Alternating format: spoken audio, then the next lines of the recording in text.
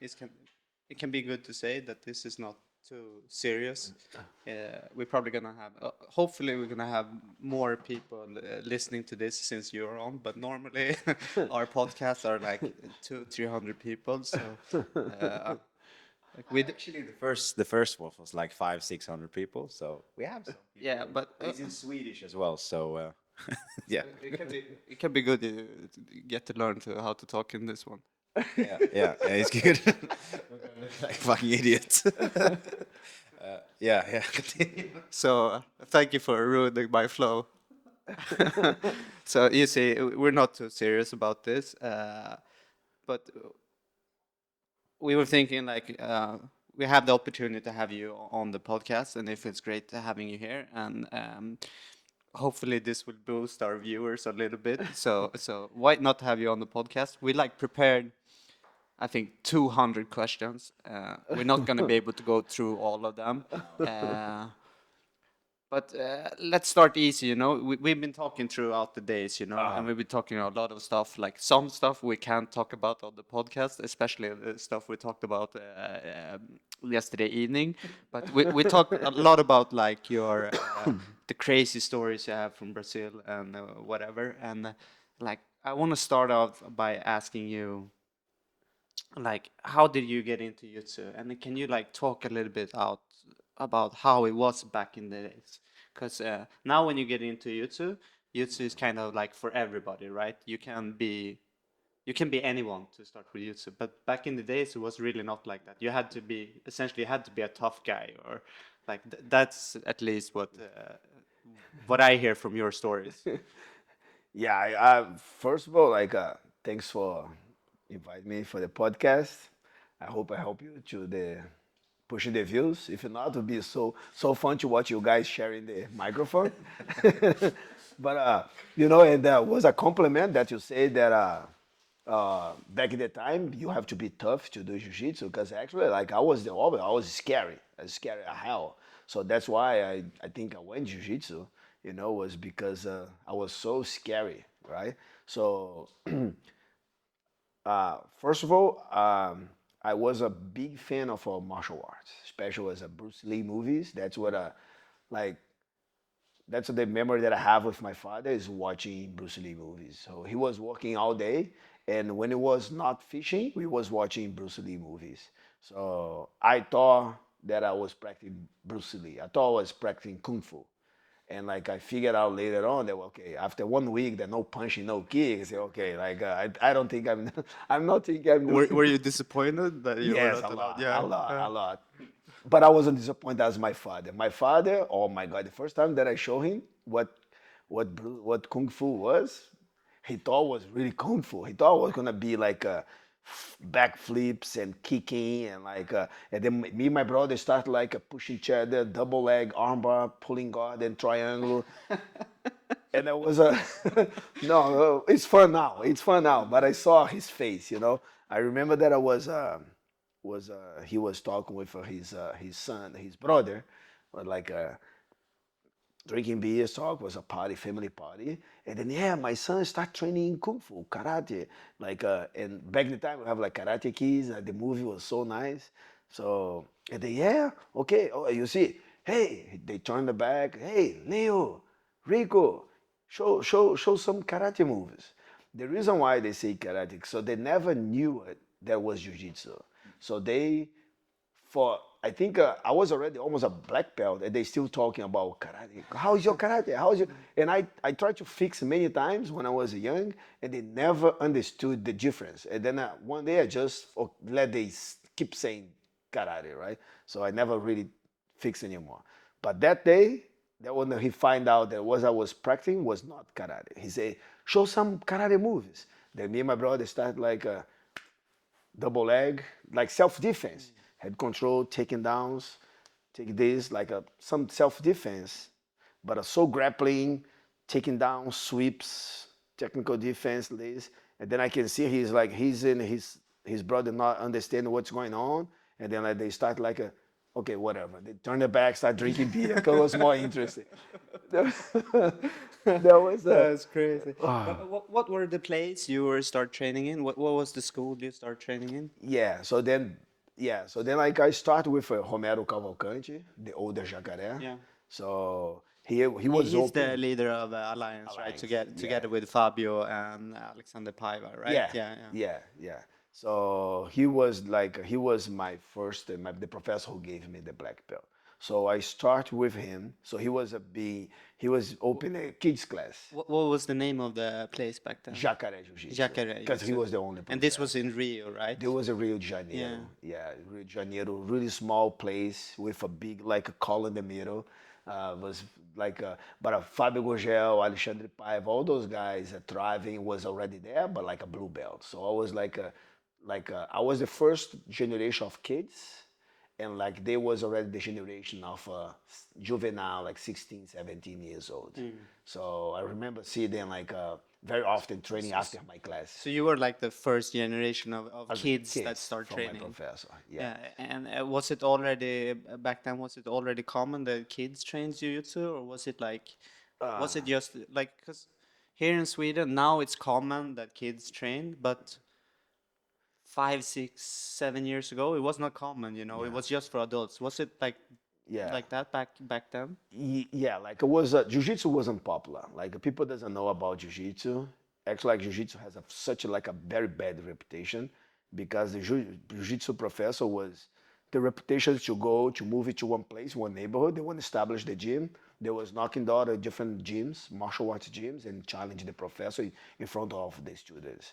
And then and they go, they beat up the guy, and then now who owns the gym? Like In what year was this? this was like 80s, 70s, and So, 80s. but then I imagine it would have started spreading quite fast. Like if the Yes. Jiu-Jitsu guys moves in and takes over the neighborhood. Yes, but that was their strategy. The family Gracie created the UFC too. Yeah. Because when they moved to US, insurance and suit cannot let they go to their people's gyms. So they couldn't make the same thing what they used to do in Brazil. In Brazil, it's okay. You jump with the camera and the other guys, hey, I want to fight with you. Okay, let's go. They fight, and then now all the students, okay, I want to do jiu-jitsu. I don't want to do what I'm doing now. But in US, not. So that's why they created UFC, because it was the way they can convince everybody how jiu-jitsu is so powerful. That's why in the beginning, UFC 1, 2, and 3, you see very like a boxing fight with gloves, jiu-jitsu. Everybody will have their own like a clothing, like a represent style. It was like a tournament to decide which martial art was the best, right? Yes, And they yes. picked who was it?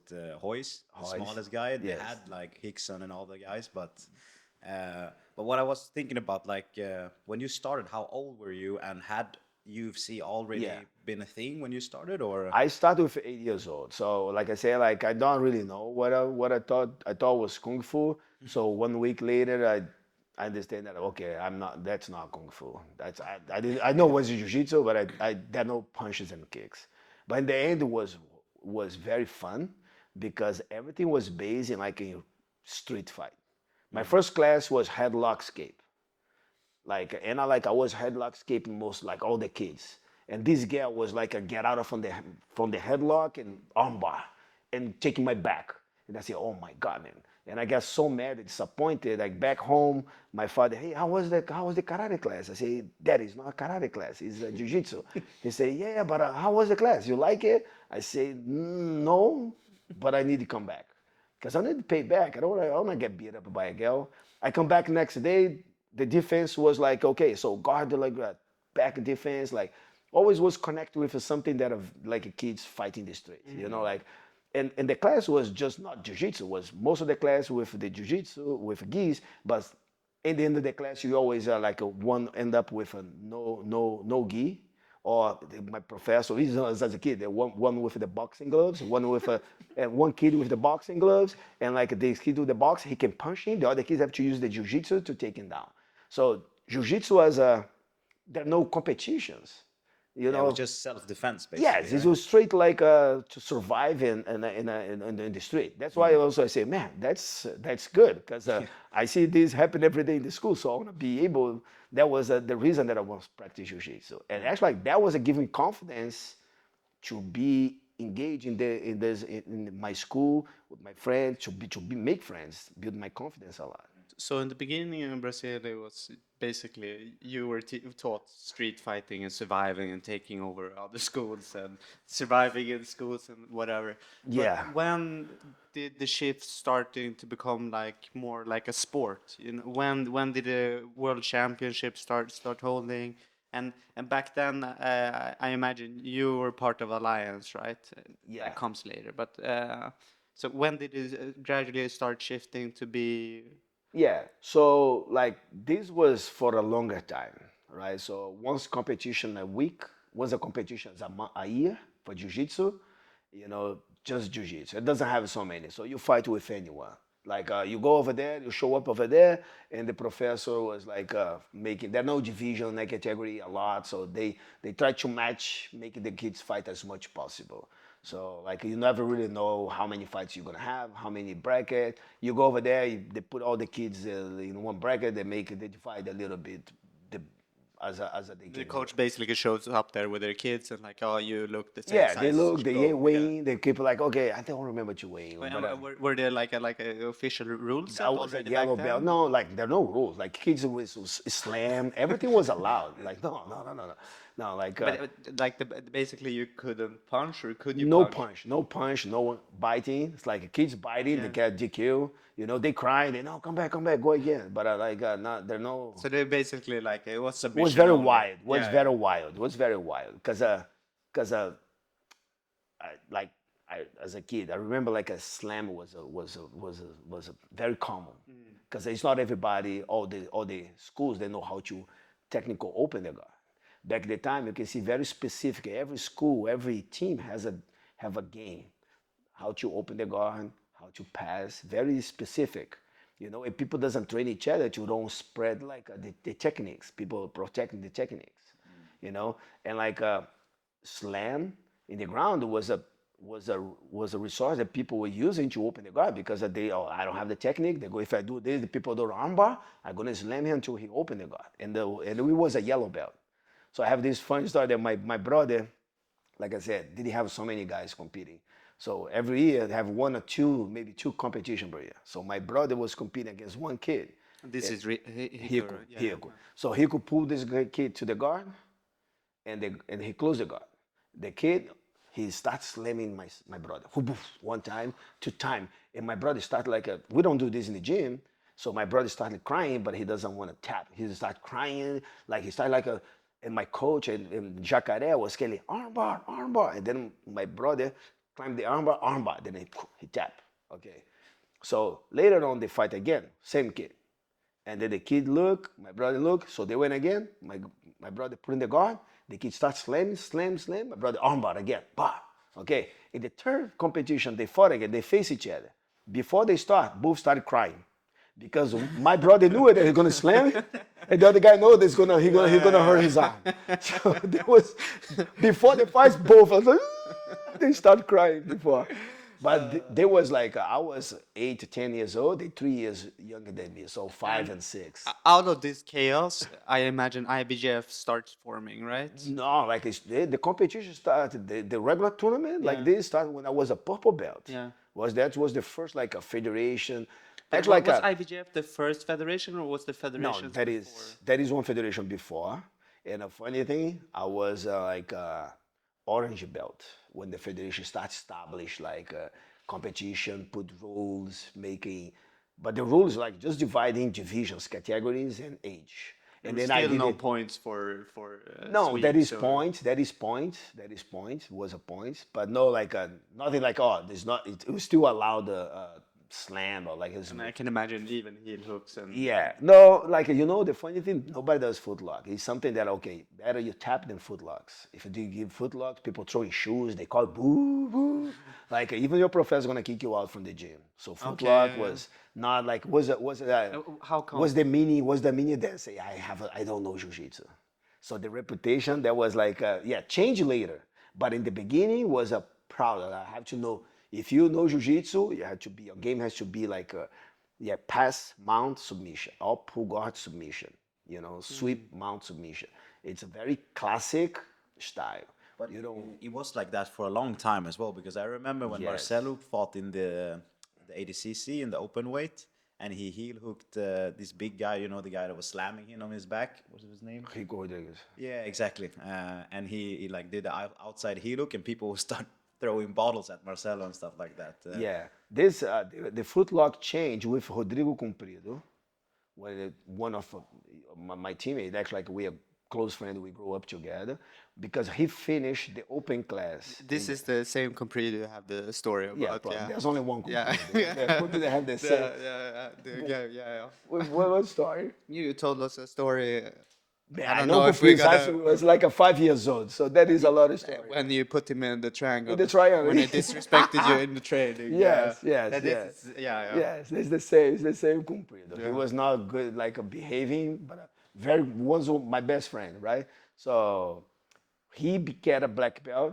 So he fought in the open class against Roleta, and then all the odds, like because he was he was the young guy, Roleta had been beating everybody, all the biggest name. Comprido was the young kid, fighting the open class, and then he was already playing like the footlock. So Roleta pull guard, he grabbed the foot, he feel confidence, boom, was a 30-second fight. So it was the fast submission in the open class final that happens, right? So and then after that change, because now when you have a black belt making something that's people heroes, so people start it change their mind. Oh, it's okay now. You Now, can yeah, attack the after legs, that, yeah. then everybody, people just heel hook and knee bars and everything was allowed. I don't know if you said it, but when was this in time? This, oh man, pretty bad, but was a world competition, Comprido, the open class, probably 97, 98, 99, but 99, 12, 2000, something like this. But was it like footlocks in general that was like taboo, or was Yes. it Yes, like just straight like heel hook, everything? any foot Knee lock. bars as well, Yeah, or? any foot lock. So it was just like after a Comprido and with the world competition, that's when people start oh, it's good. Okay, it's now people knew it, but nobody practiced in the gym, nobody practiced in the tournament, nobody tried the tournament because of the reputation. Really, What I've heard about, this is like bro science from the internet, but what I've heard about the footlocks especially, because you had something at the time, you had something like Luta Livre in Brazil at the same time, and they were focused more on the leg locks, and that's why the jiu-jitsu guys didn't really like the Yeah, I've maybe heard something like could this. be, I don't could know. be. Actually, I don't know exactly why they discredit the footlock, but can have some relate because the jiu-jitsu and luta livre always was fighting so much, but yeah, could have something, but I think it was maybe it was because of part of the traditional jiu-jitsu with the Grace family was pushing exactly the technique and so I don't know, but that was the even because as a kid or as an instructor, you start listening with your coach. When your coach say you do something wrong, you say, no, what are you doing? So they're you don't want to be the kid with the bad reputation in the gym. So that's why you're gonna be always pushing to do what the coach teach. So usually they don't teach footlocks. There was never a technique that they was sharing the gym also. So if you were the kid with the baddest reputation at the club, what back in the days, what did you No, they kick you out. They take just you kick out. you out? They kick you out. No They're punishment? not worried or about anything? you making money in jiu-jitsu. No, they don't care. If you every day you fighting gi, no gi, punching face. As a kid, I remember I broke my tooth. My brother has some tooth get to losing because of the training. In regular situation right now, if I put my son in the academy, he come back with every day with bruising and cutting and losing tooth. I say, hey, stop. Let's do something else, bro. But back in the time was the school's philosophy is to build someone strong for MMA. We don't have MMA, but back in the time was very common a fighter. They have those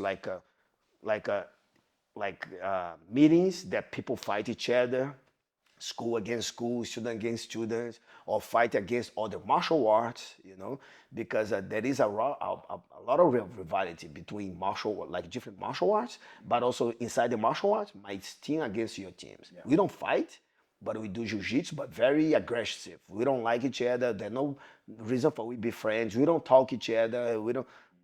But our rivalry was on the mass. If we don't like it, if it has something between us, then it happens. Like Rio de Janeiro is such a small. So if it has something happened in a nightclub that I know I'm jiu-jitsu, you guys are jiu-jitsu, instead of we fight in the street, they give a bad reputation to the sport.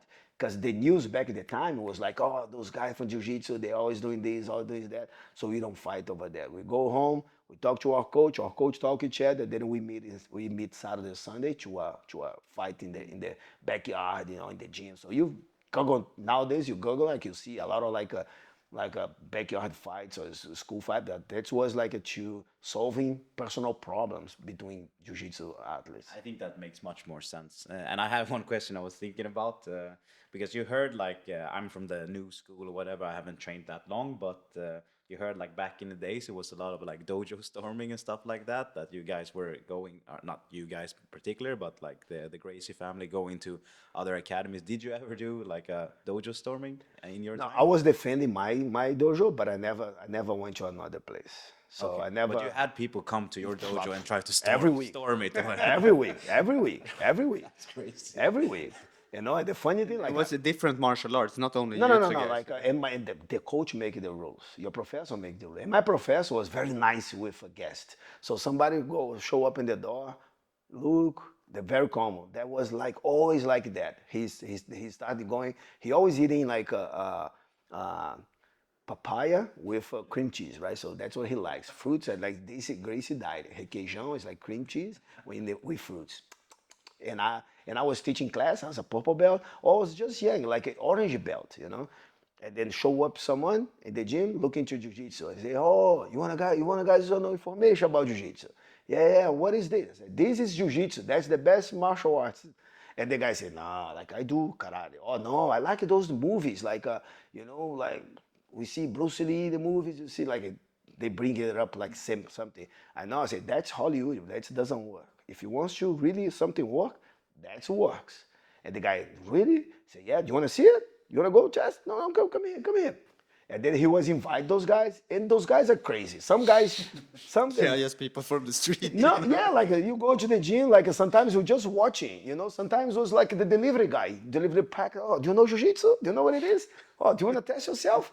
And some guys, he pushed to the guy's pride, Come on, you scared about the kids? Come on, 13 years old. Come on, let's go. And then he always called me or my brothers. And then I think now, and I talk to my professor now, I say, hey, Jakare, I think I know why you always invite me to fight with those people that are there from the streets in the gym. It's not because I was a good kid, I was a good fighter, but honestly, it was because I was not paying membership. And if you lose someone, you're not losing membership. And then he's laughing, ha, ha, ha, ha, ha, ha. But, and those guys, they say, okay. And then he make the rule right away. Okay, look, you can punch, you can do whatever you want. Use your karate or use your... People do, you do the capoeira, use your capoeira. Oh, you don't do anything, you use your power, you're strong. How old are you? Oh, 25? Okay, very good. Look, how old are you? Leo. When this happened in the kids' class, I knew it would be me, right? So I started hiding myself between the kids, no, please. I don't want to be fighting, Come on, Leo, where are you? They come here. Here's coming Leo. Okay, look, Leo is not going to hurt you. He's going to only do jiu-jitsu.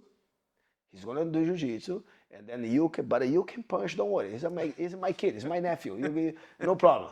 And then sometimes when the guys were too big, sometimes the guys was too big, bro. Too big, those guys muscle up, they say, okay, I'm just gonna put the gi on top of you. I'm just gonna put it on top, the top gi with you, for you don't scratch because then I have also grip. Yeah. Right? But they're like, okay, ready? You ready? Go. And then the guy come to punch me. Yeah, man, classic double leg. But the guys was very strong. They don't fall, so they put the hand turning his back. I jump in the back. I choke. Usually they strong and they adult. I was a kid. They stand up. They slam in the ground, the back, And then I always protect. And then they try to stand up again. I say no, and they don't know how to tap. And then I choke him out. This guy never come back. He never signed up student this way, but he proved his point for all other kids. All the kids were, and like, They bring their friends in. yeah, it's like growing. he was proving his point. Like, and this was like once a week. Once a week that happens. And like, so out of this chaos, you have tournaments forming, and you also have like the big teams forming. So, back then, you were part of Alliance, or Yeah, no, when this did, when was did a become this when was did, jiu-jitsu. Alliance, I was already brown belt, almost a and black then belt. like the guys start forming Alliance, and was Alliance one of the first teams? No, there is a lot of like a teams. There is a lot of like people's getting together. The reason why, like when all those generation Jakare students start getting black belt, Fabio Gurgel, he opened one academy in one neighborhood, not too far away from us, from Jakare school. And then Traving and Gigi, they opened another school in another neighborhood. Gigi Paila, Gigi yeah, Pipe, yeah. yeah. So they was together before. So they open a jiu-jitsu school, and like there's no reason why you go in the competition and you compete each other. So you have been like every Saturday we have those meeting. Fabio bring his students, Gigi bring his students, Jakare has his students. We compete. We always fight each other. Every Saturday we have like those today we do open mats, right? But we used to do our open mat that we go hard like academy against academy, right? But it was sharpening like a training ourselves. Uh, but there's no reason why you compete each other. Or let's build a team that's gonna be a champion because like there is a like a Gracie Barro, like it was the biggest team that have athletes a lot. Carson Gracie was the other one, and then the Jakare was the only non-Gracie that have a very big, good athletes to compete. And then they decide to get up to go together. And the first fusion they call Master. Master was a Jakare fusion like school with Fábio Gurgel. And then later, like a couple months later, they see, oh, how good it is. Okay, let's make alliance. The reason they take alliance was because some other guys, other instructor, black belt, that wasn't part of Jakare, was from other black belts, they come up together. So they say, okay, but it's fair for we make one name that not related to you guys, no master, no Jakare, but also no like from name of my name or my name of my professor. Because Castelo Branco and there was a and Vinicius was a two black belts that came. Castelo Branco was one guy. He came to my gym right now, coral belt. He's a guy who used to do a lot of MMA back in the time. He stopped a little bit. He was a coach of the pro. He was You know what we need to do? his lineage is Marcelo Garcia, Ronald. You know what we need to Rinaldo. do with this podcast? Every time you say a name, we need to have like the links underneath, because there's so There's so many name droppings. It's crazy. no, it's like most of the names is, I understand, and because I've heard the stories before, but there's a few Yeah. names I don't. But yeah. Yeah. Sorry for interrupting. No, but Léo Castelo Branco, he was a very good, tough fight, black belt fight. He's used to compete back the time, the first world competition. You're gonna find he fought against Liborio. So he win one time, he lose another time. So he was fighting against those guys, and like was the first generation of the black belt in our sport, like fighting world competition. So me, I was like the second generation. So those guys was like my older brothers, right? So, and that's why the alliance was most of the black belts and professors was from Jakare, but with two black belts from different to the other teams. One was Vini, the other was Castelo Branco, and then we go and then the team make a very strong team, like a very organized team. Jakare was a guy who was very ahead with Fabio and Castelo Branco. Those was three guys very ahead in the time to organize and build. Okay, like you gonna be organize the camps. You guys gonna be organized like the in-house like tournaments for we sharp ourselves for those tournaments because that's when they really start competition After a purple belt, the competition start more often. But with the world's competition in '96, that one like was the boom of the jiu-jitsu tournaments. That was in Tijuana Tennis Club, right? The Yeah, first one, and it stayed there for a long time before moving to America. Right? until moving here. Yeah. So back then, like the biggest teams were obviously Gracie Ba must have been, and you have Gracie Humaita, Yeah, or did Gracie they exist Maita, back then? but And Carson Grace was Carlson very Gracie, big, yeah, yeah. very big. And you had Alliance. They were like the Yeah. big teams. Yeah, And Nova then, União also was Oh, yeah, yeah, I was forgot one about known Gracie that was a very big team. Too. and basically everybody that's active today originates for these teams in one sense or another.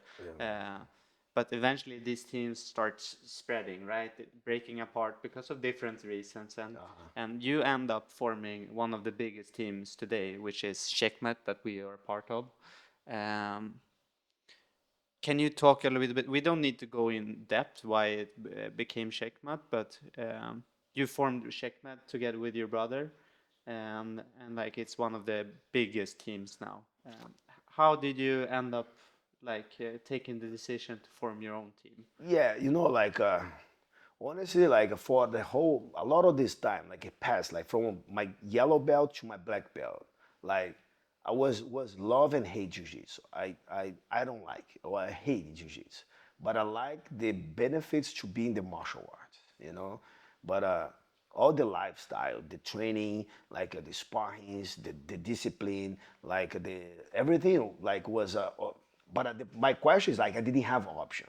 Was this or work like my father was he was the doorman in one building, so like in Brazil is very like the son this all the son of the doorman is gonna become a doorman. So I was raised to be one of these make that job. Not wrong with that job. It was like it's just a tough job. My father raised like three kids, working 35 years in the same job, like very nice, and I love that. But it was a tough work. And that's when I was a purple belt, when I started working with my coach, that when I realized that I said, bro, I can be a jiu-jitsu coach. And then I'll be able to live in the same neighborhood close to the beach because it was expensive to afford to be there. But my father has a job, so that's why he's working over there. But my professor, he has apartment over there. He go train jiu-jitsu. He go to the beach. He has time to do things that my father doesn't have. And then like when he introduced me, invited me to teach, I say, I can have this lifestyle. I don't like the sport, but I like what the sport was brought to me, right? So, and then I have no option. I'm not like the school education was like even was a good in the school doesn't mean like it's public school in Brazil is pretty bad. Doesn't mean that you're gonna go to the college, right? So but later when jiu-jitsu opened so many opportunities and I was getting opportunities to move to São Paulo, to go to the college, and my education was physical therapy. And the reason why is because I say, like I don't know how long the jiu-jitsu is gonna last. And even honestly, I don't like the environment. I don't like I have friends that I give my life for them. But the whole environment, it's very toxic. I don't like it. I not enjoy it. So I want to do something else. That's why I went to the college.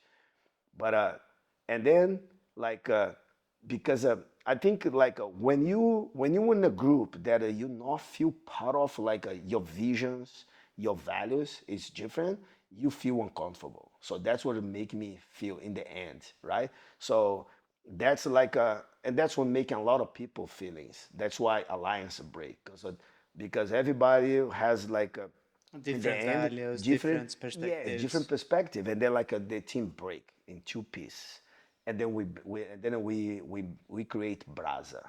But Braza was also passed through the same situation as a Yeah, I forgot about Brussels.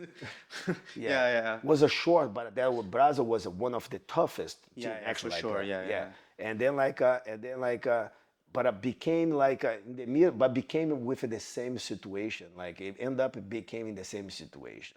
Like if it like then a political reason, we came for one. We was like an alliance was one guy say what everybody has to do, and nobody can say anything. So then we moved. Then in the Brazil was everybody has an opinion, and then then you don't do anything because it's hard to convince everybody to have in the same vision. So that's when then the things start to be very bad. And then I say, I'm tired for that. I'll open Checkmat. Everybody's welcome. Everybody's welcome, but it'll be on my way.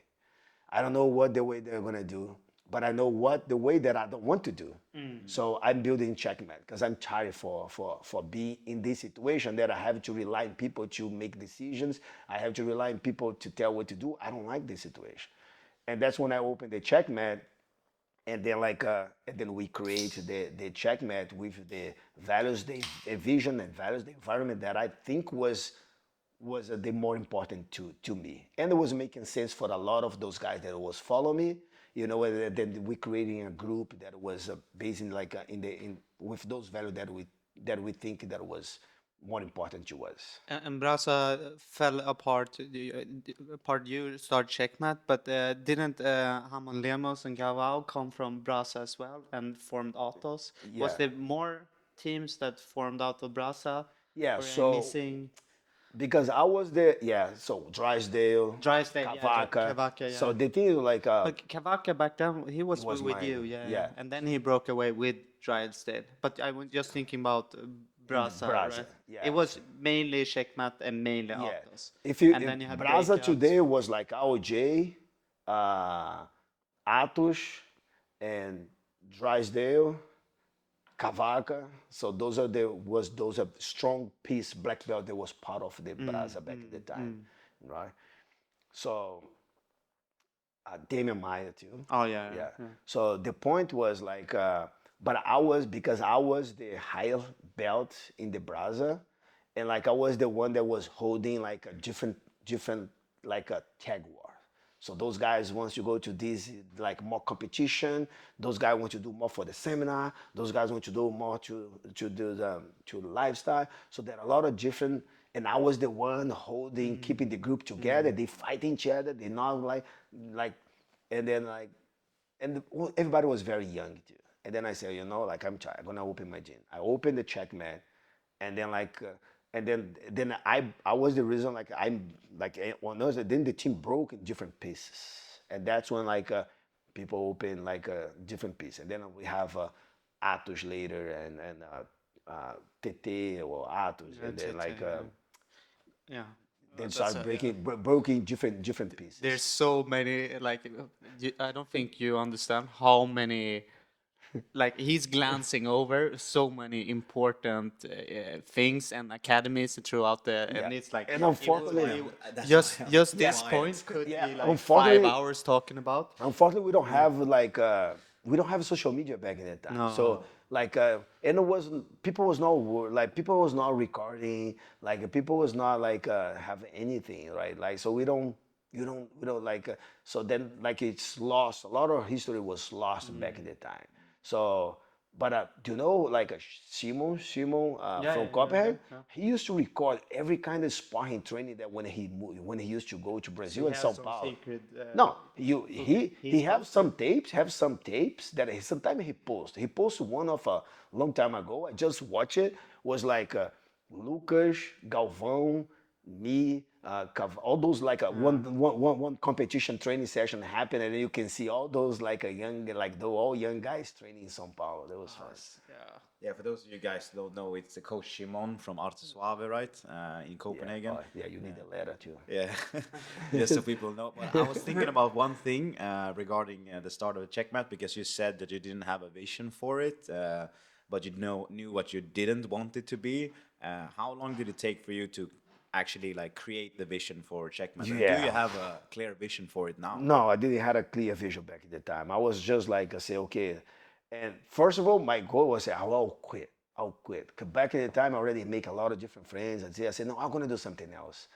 But honestly, there are a few guys that I Lucas Leite, Pancho, my brother, some guys that I look to the team and say, if I quit, what this guy's gonna do? Maybe I'm gonna survive. I'm gonna do something else, and I'll be successful when whatever I do. But some of those guys, they only do jiu-jitsu. They always follow me, very loyal all his life, So I couldn't I could turn my back to Lucas, Pancho, those guys. I say, no, I have to build something that because the sport is so beautiful, and that's I think when I fall in love with the sport again. So I say, no, I'm gonna build something that I not rely in the tournaments. I'm not gonna rely in the competition. I'm not gonna rely in different teams. I'm gonna build like an ecosystem that we're gonna be providing for ourselves. I don't care about being a world champion. I wanna care about taking care of people. Like I Yeah, it's want to good. care about building friendship, you know. And then, but I say, okay, but how do I do this? I didn't know what to do, and I was always like, even with the in and out, I was always like very like no like no religious, but I was reading a lot of the Bible, and I loved the way that Jesus, the way that he taught all his apostles, the way they spread the gospel, and that's like that was the way that I say, okay, so that's what I'm gonna do because was for me it was very easy the way that I was very understandable the way that I should take care my athletes was the way that we should like approaching and spread. I was copy and paste like the book of the gospel, the way that but we using jiu-jitsu. But spreading the jiu-jitsu gospel. Exactly. Yeah, exactly. That's why when I saw the t-shirt, that's honest. That's why when I saw the t-shirt, I say, why is that? Because like I was making translating to the jiu-jitsu, but I was exactly copy and paste. And actually, like when you read, like when you read like all the like post letters, like see if you see like the challenge that the church back in the time faced inside the church is the same that we challenge ourselves as a professor. Like people gossiping each other, people doing this, people doing that, and sometimes we struggle to man, what should I do in a situation like that? I have these students process the other guy because like this. So how should I do? You know, like and then you have to be like we call each other because we have more experience, and then when you read like I say, no, the way they did it's exactly the way that should I do. There are a lot of answers. It have been answered a lot of questions and then I use like the way there was doing like my leadership and the vision, how to do vision, how to do united, how you create the authorities like and boundaries and and trust was this. And like you've been up to this point in your life, you've been more or less active competitor at the same time. How did you balance? Because this is something I've been struggling out since I started the academy, and it's such a small scale. How did you? Because you still went on winning ADCC, you won the world title, you won all these tournaments, you fight all the biggest name there is today, and the coaches of those names. You know, you beat all these people, but at the same time, you were a coach, you were a fighter, and not only that, you were a head of a big team. So it's not like you're taking care of 100 students; you're taking care of a big team. And how is it possible to manage all this? Yeah. And how did you? Also, you're a family man. How is this Yeah, possible? I think like you had I put like of course priorities, right? So first of all, like I'm a husband, my wife, and father of my kids. This is not gonna change. That's my first thing. And then later, then so then I have my school, I have my team, and I have other jobs that I commit me to do. So but I was like I was like giving like what the timing priority to each situation, right? So because I was competing and coaching, like I have to be in the academy anyway, so I have to coach. So I have a different like a class, competition class, regular class. So it's very easy to okay, in this class I'm a competitor and everybody's competitor. I'm not there's no lifestyle. Here everybody handled to be competitor. And then later, this class, I remember this class was like a 12 to 2 o'clock. Everybody, mandatory, 1 hour gi, 1 hour no gi. They hate no gi. Galvão, Lucas, everybody. They, no, we don't want to do no gi. I say, I don't care what you guys want to do. One day, no gi would be very popular. And when this happen, you guys are going to be the first one to be, you'll be ahead of everybody. So they will not making sense right now, but like, trust me.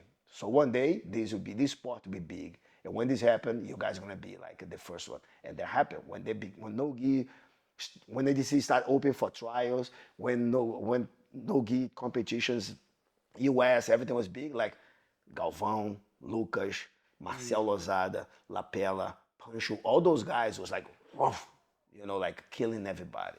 So it was one of the best team performance in the ADCC 2005, 2007, and we break later in 2009. But if you see who performance 2009 and later was like coming from the same fundamental like they were used to do, but they didn't like back in the time. So so they're like, for me, it was very easy to, okay, 12 o'clock, 12 to 2 o'clock is a click.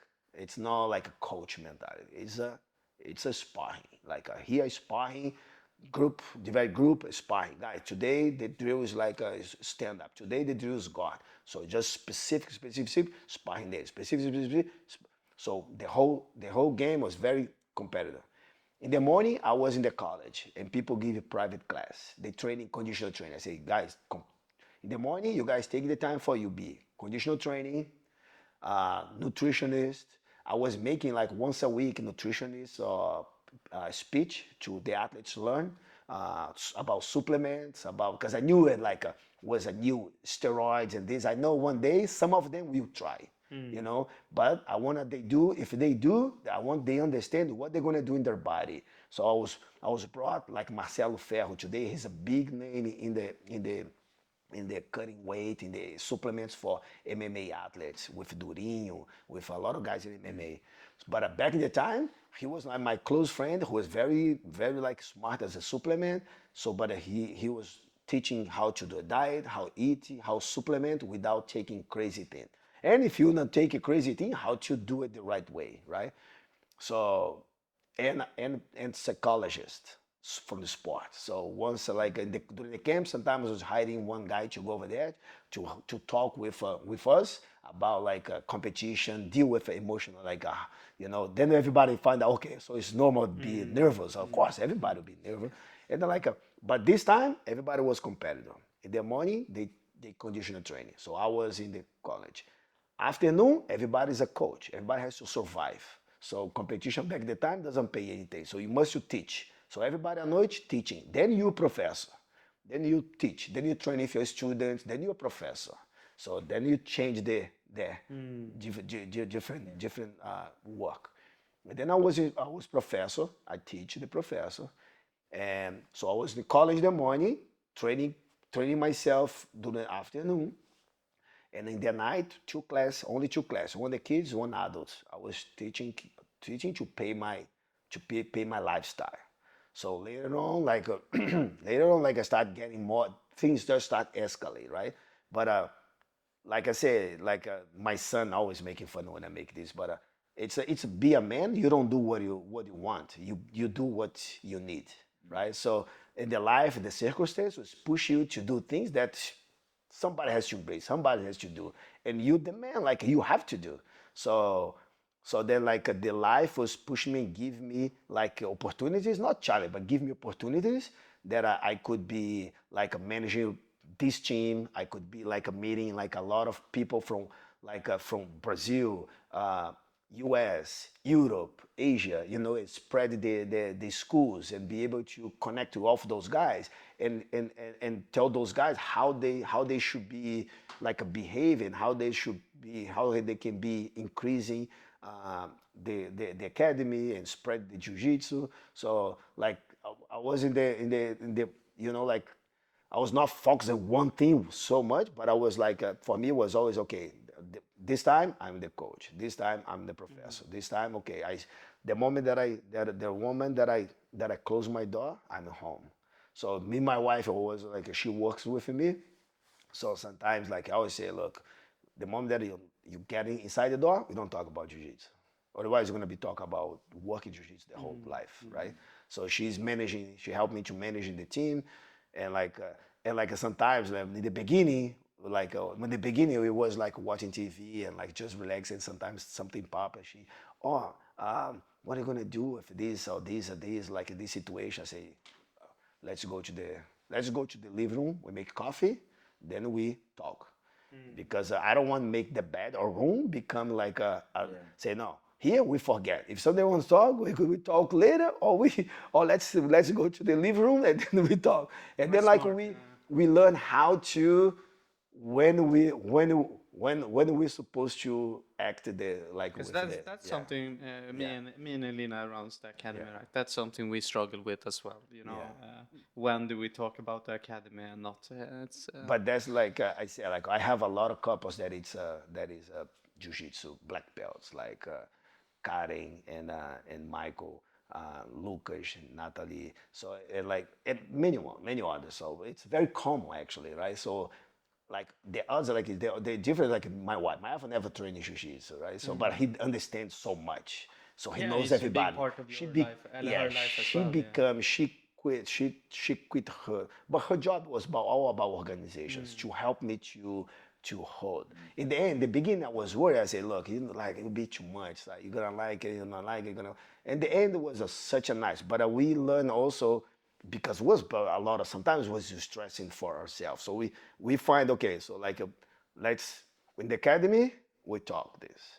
So when out of the academy, let's forget a little bit the jiu-jitsu because otherwise you're gonna be the gym is gonna be stuck in our life for the whole life. You're gonna go home and talk about like like payment this, the instructor that. I say no, let's like in the home, like then we set up some rules, and that was nice because it was the way that we could be we could be ourselves, right? How old were you when you kind of realized this balance thing? Because I don't think a lot of people realize this early.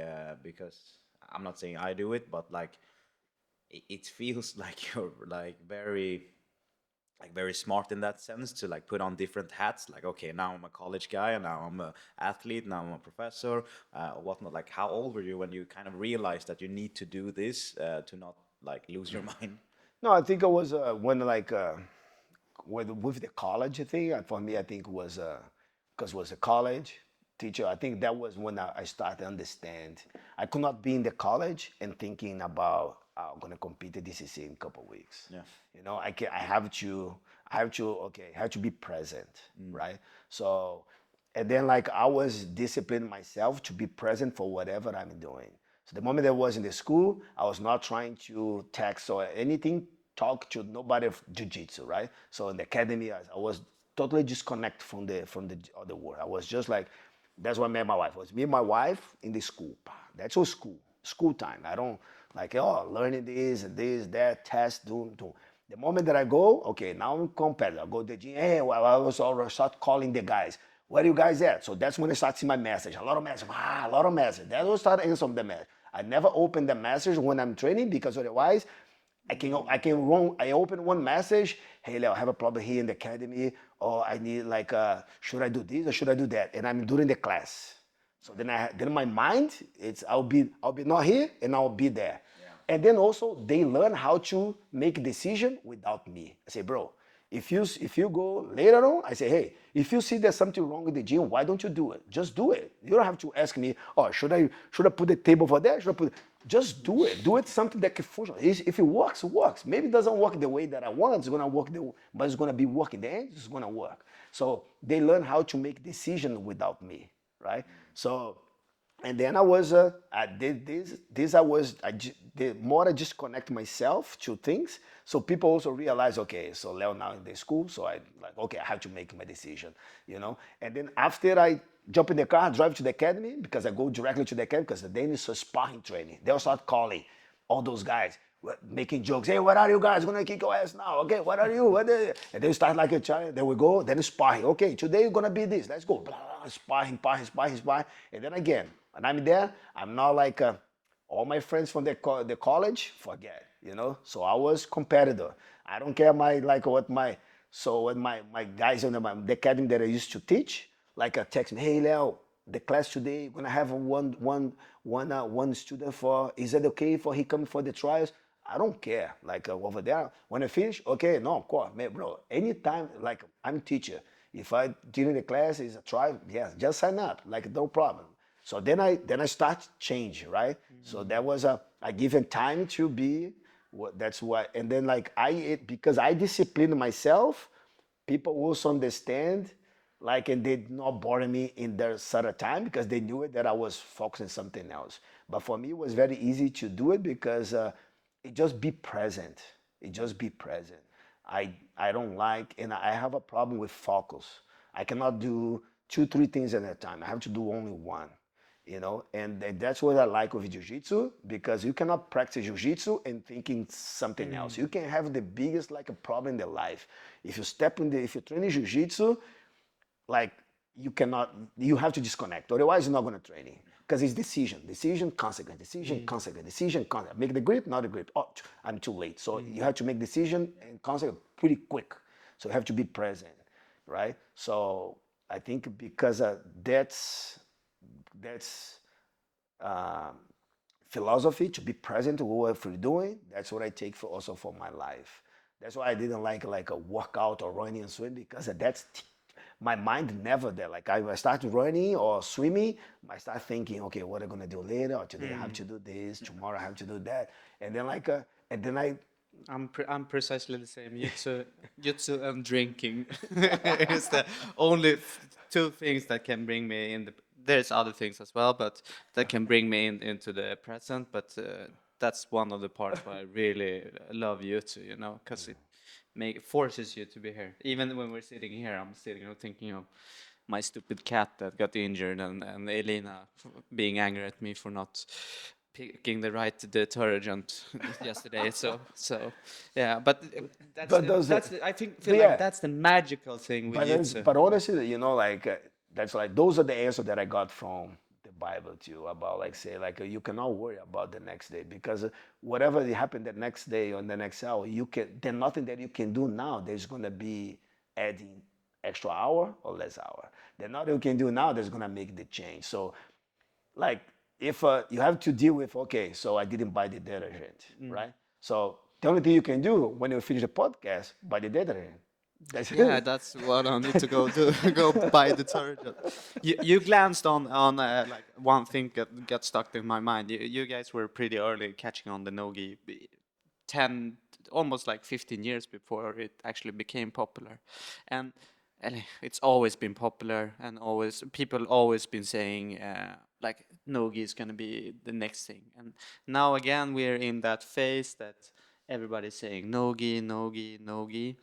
Um, for me, I feel like I haven't been in the sport as long as you've been, but I always felt like people be saying like nogi is gonna be the next big thing, like oh it's gonna become like oh look at this tournament, it was so big, but in reality we had Jutsucon and World Master now 10,000 competitors. Yeah.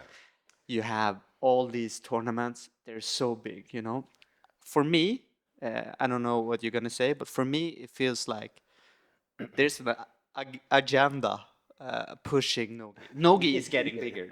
Trust me, I see it in my academy. Yeah. It's like it's growing. But Jutsu with the gi is, for me, and in my experience, is still growing in a pace that's Nogi is not even close to it. Yeah. What do you say about this? What's your experience? Yeah, like it's the same thing. It's like the numbers, like back in the time until now. It's like it doesn't matter how big the no-gi grow, jiu-jitsu grow even bigger. Because like it's everybody who does jiu-jitsu does not really do no-gi. But most of the people who do no-gi, most everybody make gis, right? So most of everybody put the gis at training at least, maybe not compete, but everybody trains. So what I know is what I see is like no gi, it's not organized, or then it's not like fair the way the jiu-jitsu is. It's not technical as jiu-jitsu are. So let's say like no gi, you have a like you don't have like such a like jiu-jitsu. How many levels you have jiu-jitsu? White belt, blue, purple, brown, black belt. So you have a 5 different divisions of experience.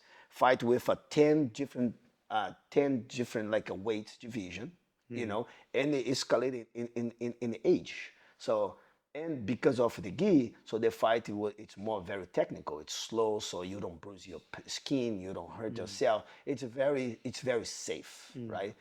So no gi, at the other hand, like a no gi, you have like beginners. If you're lucky, you have intermediary and advanced. So usually it's only two division. So white belt, you not really know. You jump in those classes, you not really know who's a white belt, who's a black belt. It's very like unorganized. So it's very hard to set up levels of experience. It's very hard to to be safe, right? Because especially when like it's very easy to get injuries. You know, like usually like that's all I think is that's a smart way that a white like IBJF doesn't make a white belt like competitions or nogi because here waiting you become a blue belt for you understand the principle of the martial art for you don't hurt yourself because you're gonna see a lot of people ripping the knee and get some like and in the beginning of the sport, which is important because you can hurt yourself in the beginning, you're gonna frustrate, not gonna come back, you're gonna hurt someone, you don't have the proper like coordinations to practice no-gi.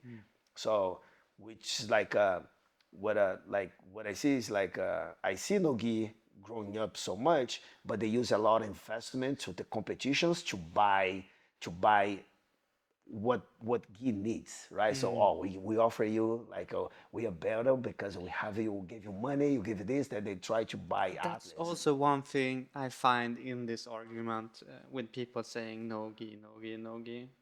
It's like, oh, no gi is so much more exciting to watch. And then I go watch ADC. Now this ADCC was great, you know, but then you go back and watch a lot of ADCC fights, and it's to be honest, it's not even YouTube. It's not wrestling. They're standing there pushing each other, and then they're not really doing YouTube either. And it's so many bad matches are so bad. And then you watch this year's Worlds, and all I getting goosebumps. Like all the good fights. Janssen the guy with Meiram, Aram, Isaac. Myram, Isaac, Yeah. like all the fights, they're so But it's that. exciting. But look at the names. But because it's not the style, it's the person, it's the people. Yeah. Like, but look also the no gi, the champions. Most of the guys came from jiu-jitsu gi too. It's more about like who's putting the show. It doesn't matter if you put a gi or no gi, but your concept to be fighting forward, that's gonna make the fight exciting. No gi, the last okay, I understand. No gi had more, it's more slippery, they're not very grippy, it's more scramble that can be more interesting to see it. But like can be very like but also at the same time it's very like a Like you say this, like, oh, there's a lot of more, and when I actually like this is what everybody says that I don't understand because you look at most the no-gi fights, they're horrible. Like you have a fast submission on the leg sometimes, and but most of the fights is like you very rarely have like a Cade Levi fight or Cade Tackett fight. Those were amazing fights. Don't get me wrong. Like, but if you look at if you take 100 nogi fights, you have 5 fights maybe exciting, and if you take 100 gi fights, okay, there's going to be some stuck in lapels, there's going to be some stuck in 50-50, but the majority, even in the lower belts, like your fights, all your fights in Worlds, I'm trying to be objective now. There was a lot of movements, there were sweeps back and forwards, there were submissions going on. I feel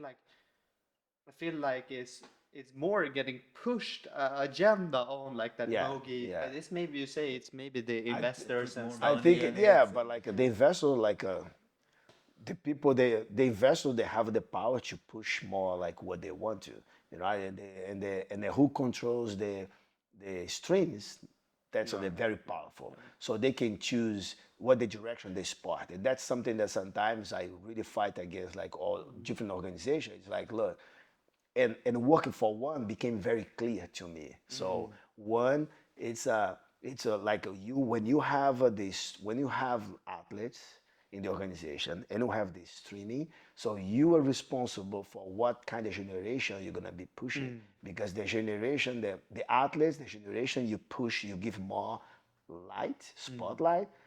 Everybody gonna be copying more this. The same like everybody copying Rodrigo Medeiros with footlocks and change the whole jiu-jitsu understanding about footlock is gonna be changing if the social media starts showing one kind of life. If you show someone that trash talk, everybody's gonna trash talk. If you show someone that who gonna good fight for them performance, everybody's gonna fight performance because everybody wants the same spotlight.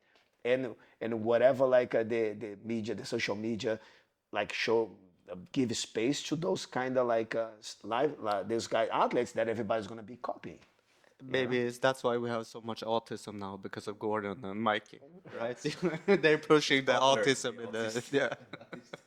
That might be. Yeah, but I see what you're saying. Yeah, Yeah, but people feel like they see the thing and they like they see like themselves. They get oh man, like oh okay, I didn't never thought about this. I'm gonna be start training. Oh, like, you see, like this guy, he have he likes to do this, and they're like oh I like his, and then he start, like it's like yeah. So the social media and those uh, like industry of streamings, like they very powerful to show like what's to push that for the next generation, right? So like and So, what do you prefer? I think I know the answer, but what do you prefer most, gi or the no gi? I like gi. I like gi Yeah.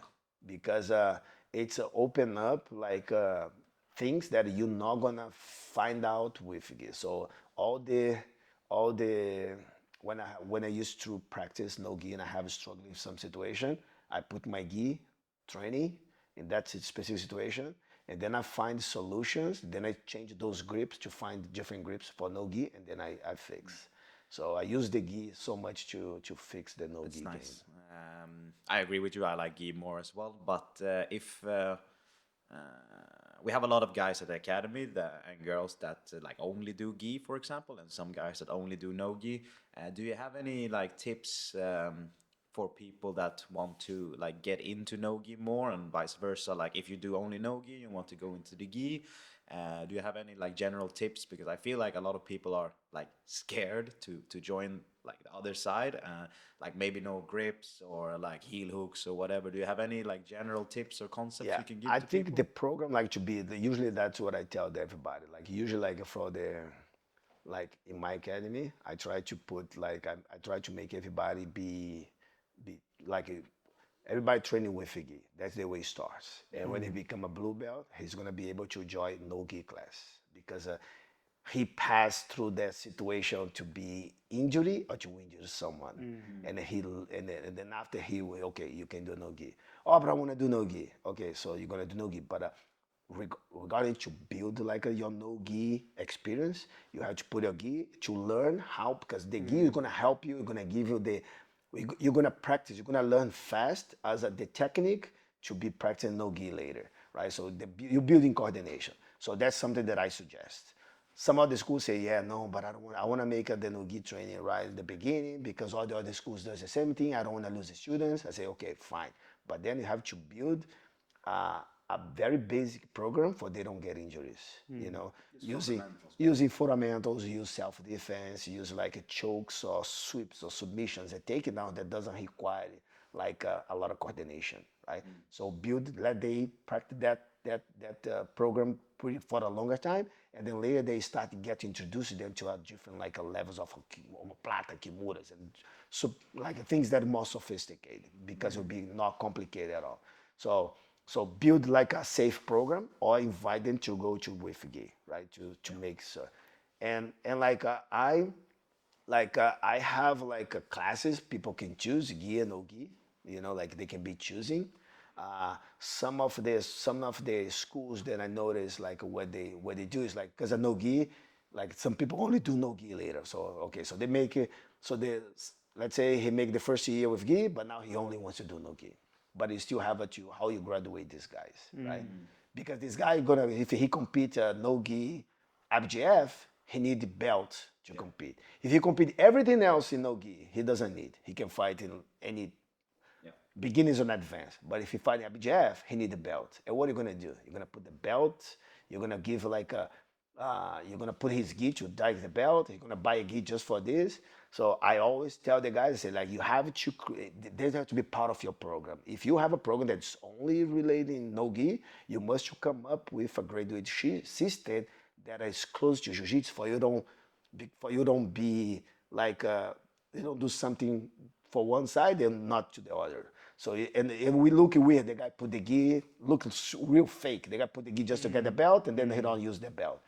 some schools, and I think like sometimes like you can see like some people competing in Brazil in the nationals. A lot of people in Brazil they compete with like because the clothing they not wear like a rash or some like IBJF, you request the rash guard with the ranking belt. Some others not.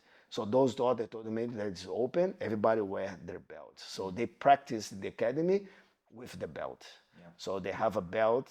Is the Is rash that guards like with the Luta belt. Livre style? Like Luta Livre used to have the pants, right? So they have a no gi or rash guard, but gi pants and belts. So it would be similar, but at least now you know what level it is in your academy. You know what level it is, or you have to be enforcing like a rash guards, like a ranking. You know, so either one, or you have the ranking because then you know because a lot of people will be like that's why sometimes people get injured because you're gonna train someone have the black rash guard, they say, okay, he's a black belt. And then we start training, he's like he has no idea what he's doing. And he's doing like and they end up like he was like a white belt or blue belt trying to rip in your knee and you talk and then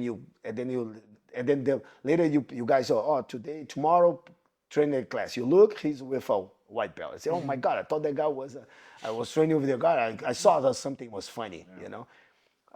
So some schools adopt to have the belt even during no-gi class to do it. Some other school adopt to have the ranking system. You know. We had a big tournament or event just recently. It was the CGI. Do you have any thoughts about the tournament? For me, like one of the problems with CGI, I think it was a great event. Yeah. It was amazing. Especially like when I watched like the media production of CGI, it was amazing compared to ADCC, and it was the first event. The problems though that I had with CGI is not necessarily the rule sets. It's more like a general thing with the rules in Jiu-Jitsu. In MMA, when you're fighting, right, you always know the guy's going to be fight 3 rounds of 5 minutes. Yeah. In Jiu-Jitsu, and especially now with the CGI, it was hard to keep track on who was winning because it was a complete new rule set. Yeah. And honestly, I didn't take the time to read the rules. So it was hard to, for example, we talked about this earlier. Like, you had the fight with Levi versus Cade, and I said like, oh, I think Levi won, and then you explained the rules a little bit better for me, and I explained that why Cade won. Um, I don't know where I'm getting. What did you think about the CGI? Yeah, first of all, I have the same. It's a great competition, right? So very, very good as a producer, as a fighting, as an athlete. Like I really like the location, the place. Like fighting this pit was really nice. You know, I think it helps so much for the person on the top than the person on the bottom. So I like the cage. I even like we like this. You don't see that much, but in the cage, if you're in the ground, if you touch the cage on the wall, you can stand up. In the pitch, you can't because it's 45 degrees. So you try to go climbing, you're not. So that a substantial like advantage for the person on top, right? The person at the bottom cannot kick the cage. The cage, he kicks, he change position. In the 45 degrees, he cannot kick. So it's help the person on top. So that's my thought as a technique, as a C, right?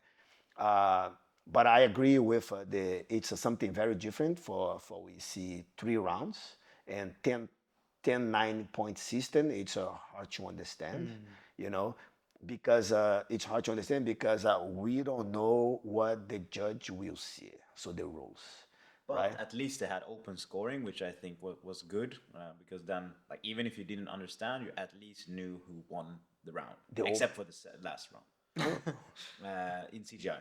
Oh, there was openness. Yeah, it was open scoring. So, like at the end of the rounds, Oh yeah. when They had was showing and the they would say, "Yeah, Kate Yeah. won the first round or whatever." yeah. But still, this is But the problem, like, because of jiu-jitsu and grappling, it's so like big, there is a lot of different rules. So, and then you apply the same fight to jiu-jitsu rules, someone will win. And if you apply to that competition in a DCC, which was one of the rules that we already know, the other guy is going to win. So you apply that rule in like in another different organization rule, someone's gonna win. So and then you will judge the fight with your experience, right? Because you don't know what they doing. There are no points, so you don't see the points. So you don't know. So and I think because the jiu-jitsu is so strong, we always like when you see we judge the fights as a jiu-jitsu.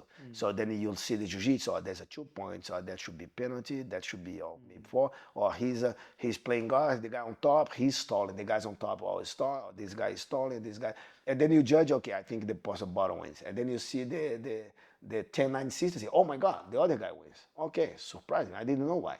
And then you start, and you don't know exactly what they see because you don't see the difference. It's perception, right? Like if you prefer IBJF rules more, then you probably will favor those positions, right? This is what I want to come to a little bit. Like all the problems the rule set has in IBJF, and trust me, there's plenty of rules and loopholes and ways to interpret the stuff. But when you read the rule book of IBJF, it says from the start, how we design the system is for effective self-defense. So that's the basis of. That's why on top is favored. Passing the guard is more points than sweeping somebody. That's why you have points for knee on belly. Why you have points for mount, whatever. You don't have points for putting a lasso or 50-50. And then, like, so it's a really like, even though the IBJF is flawed, the rule system, it's still like so much better than everything. Because if you compare it to ADCC rules, nobody knows what's going on. And I hate ADCC. and sometimes it's a sweep, but sometimes it's not a sweep. Oh, he didn't hold the guy down for 3 seconds, and he turned his back. And what's that with Gordon and Felipe? Was that a skirmish? Reversal, whatever. You know, and when you had the Northern America trials with what is his Adam name? Bradley and Adam Pixley. Bradley sweeps the guy, but he didn't get points because all of the back was not into the floor. How? Because you're a part of one, right? And how do we get around this in Jiu-Jitsu? Like, because it feels like all the events they have different rules, so it's always like, even though Craig tried to be very clear with putting out the rules and everything, and he tried to be transparent. In my mindset, like IBJ, when I'm watching a fight, I have IBJF in my hand because it's the only one that. It's the most. Clear. It's the How most do we organized. come to the point that we have like a universal agreement of what jiu-jitsu is? Because it's a very complicated. You know, like the jiu-jitsu rules, it's IBJF. That's the jiu-jitsu Yeah, rules. yeah. Everything else, it's adaptation of people does, right? So ADCC is ADCC rules. They don't call jiu-jitsu. CGI is be CGI rules. It's not jiu-jitsu. So they could say, okay, we have the CGI. We're gonna have the 10-9 system, but we're gonna use jiu-jitsu points, jiu-jitsu rules. And then if the person wins by decisions to let's say 6 points, would be considered as 10-9. If he win over then 6 points, then it's 10-8. So then you have then you have a basis you in have a the base, but you have a rules, right? Yeah. So you have a rules that you already, but they build their own rules. In the end, everybody's gonna try to make their own rules regarding to how you're gonna make the fight exciting. The reason that I changed the rules for one championship, I could not. I would like to copy IBJF, but I cannot. No. So the reason why is because we have somebody in the MMA show giving points, so people gonna be more confused because I have to think about the audience. So the people's gonna see like only one small amount will be the jiu-jitsu. They will understand. Yeah. Most of the guys, it's like the guy who never trained jiu-jitsu, but they are coaching the weekend. So they're MMA fighter. They striking. They like to strike. And then one is a platform with a different martial arts. So they have MMA, they have Muay Thai, they have kickboxing, and they have a grappling, right? So grapple is the only one submission grapple is the only one that grapple without strike. Everything else it's striking, right? So defense it's built by striking. The one is easy to understand. Punch, punch, punch, knockout. Punch, punch, punch. In the end, you look, okay. So the judge will say, okay, The fight is very tough. Who you gonna be? Who you gonna look like? You gonna look like this guy? Gonna look like that guy in the fight sense? Oh man, that guy destroy. I wanna be like this guy. Okay, so this guy wins. So you make decision based in so much what you see now, punch and kicks and like a. But grappling, there is a lot of techniques. The person at the bottom doesn't mean he's struggling. You know, the person on the like it's different. But I have to build something that it's make the fans understand. So I mix IBJF, the jiu-jitsu with the self-defense, fusion with MMA. Kind of give educations to the people in the home how to judge the MMA fighters. Because if there are no submissions, there are no knockout, how the fight is it's judged. It's judged by aggression. It's judged by controls. It's judged by aggression controls and penalized by stallings. So and then I adapt like a pushing like a extra points or extra credit for submissions, not like a fake submissions because in jiu-jitsu There's like no, that's so one of the it's, problems with IBJF. it's near submissions, right? So near submissions. So like and we change a little bit the rules during the we make and we will adapt if in case that we need. But it's like in the end, like for me with one championship, I was not building a rules that make people, but I was building a rules that give to the audience that doesn't know grappling an easy understanding about how grappling is and make the fight also exciting. That's why I'm very careful who I choose to fight. You know, I'm careful to be like how they will perform. So we have like a 50,000 bonus as a for the submission for the athletes in the grappling. You know, so they pay. There is the highest pay for the athletes to compete. So, but they want to the commitment to the guys. Say, okay, I want to fight. I want because we have only one fight per show. We don't have like we. It's not like you cannot make so we cannot make a mistake. That fight has to sell. That fight has to be like what people jiu-jitsu wants to see, but also what's like the audience will understand. Because sometimes you can pick like a too big name to fight. The fight can be very boring. Yeah. You know, We've seen that plenty of times. there with is a lot of that, right? So those guys is very good on the corner. It's like, oh, you know, like like I hope not, but there is so much expectation with Tainan and Mika Galvão. Have been talking this fight over like around 5 years. You know, my worry is about when this guy fight, the fight to be so boring that everybody's gonna be because the expectation that have been putting in this fight is big because it's been longer time. When you guys gonna fight? When this guy's gonna fight? When those guys gonna fight? I think the show when those guys commit me to fight, they say, okay, let's go best of 3. We go 3 rounds, 10 minutes. If it's something that I would do and I would like to do, and actually I already talked to Shad and Shad say, "Léo, you can do it the fight." So my offer for Tainan and Mika Galvão, 3 rounds, 10 minutes. You heard it here on Best of 3. Dragonfish first. Yeah. Best of 3, exactly. Best of 3. So that would be, if you win the first round, 10 minutes, good.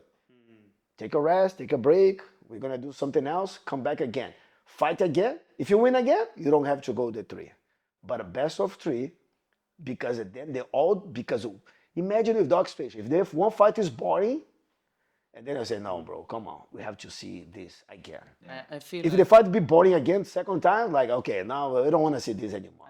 so I'm actually surprised that IBJF hasn't done this because they have IBJF is still even though like CGI and ADCC and IBJS is the benchmark of the sport, but they're not careful with their brand, right? You have I don't understand why they're not they're pushing some athletes, but they're not pushing somebody like Adam, the first European champion on the male side. Like that is huge. All the people in Europe, we were sharing. You know, I getting goosebumps when I see Adam doing this performance. Yeah. They like I'm surprised they're not taking care more of their athletes, and I'm surprised that because you see these people winning worlds, that they're not doing the stuff you're talking about. They could even have the worlds and the worlds with Mika fighting Tainan. I don't know why they're not,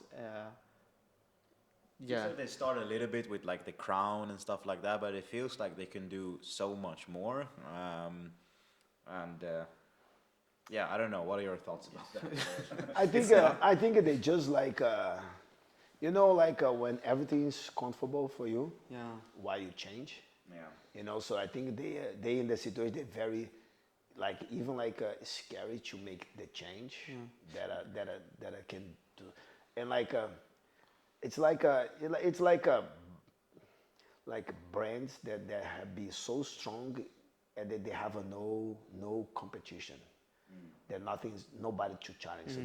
So they're the one that have to be rebuilding like something new to be challenging themselves. So it's very comfortable the situation that IBJF have.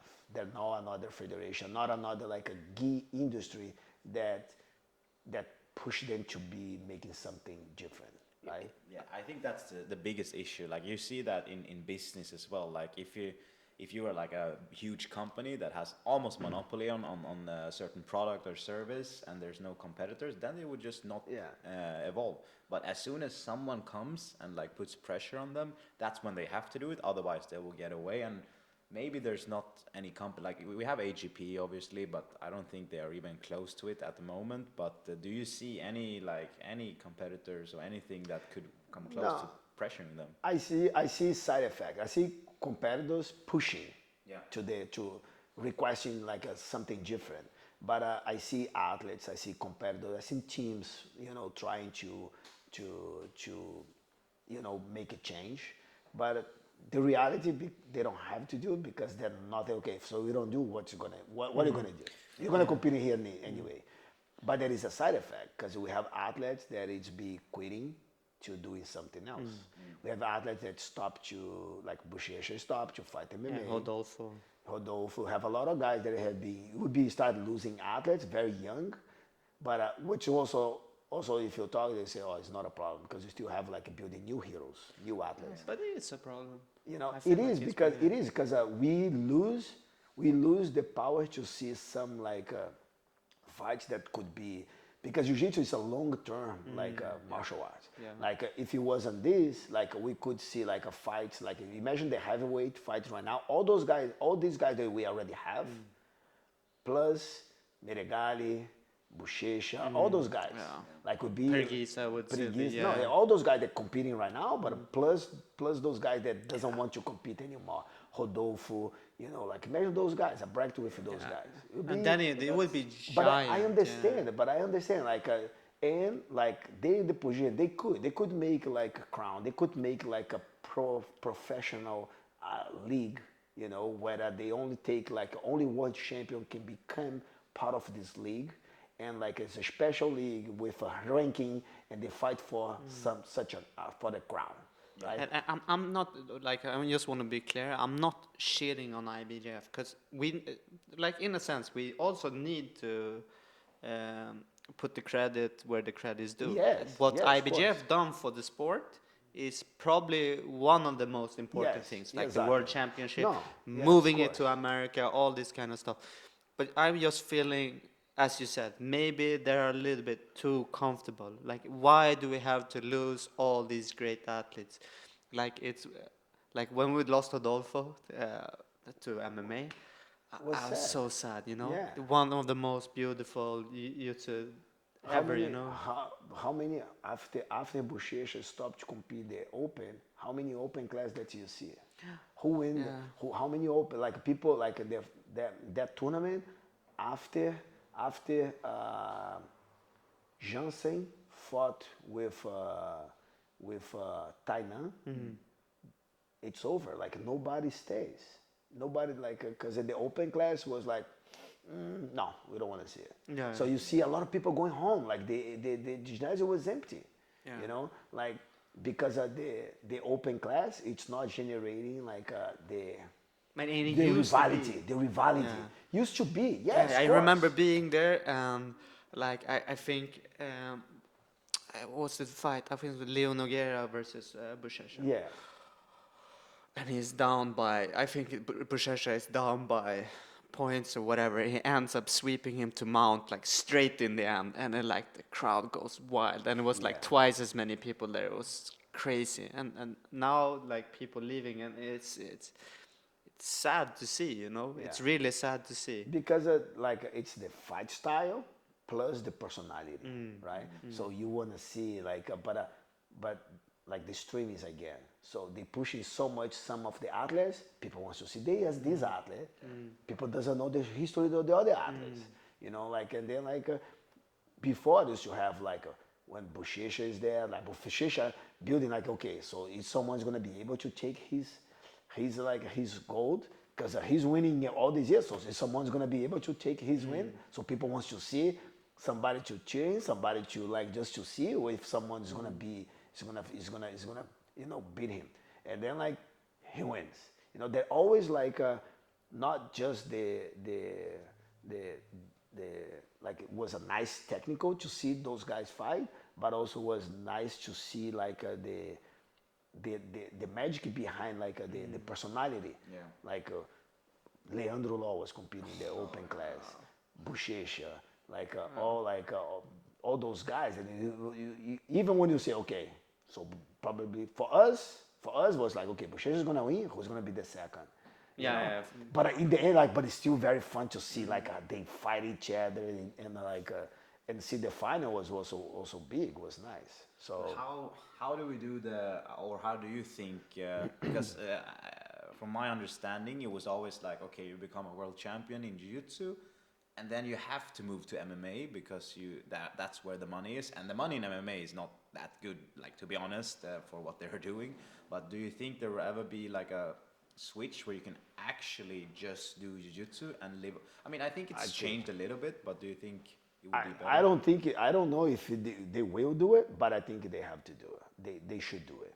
Yeah. And I think they have the right way to do it. Because imagine if it's the IBJF, the organization, you fight to become a world champion. When you became a world champion, you leave you're not, for right now, you're not amateur anymore.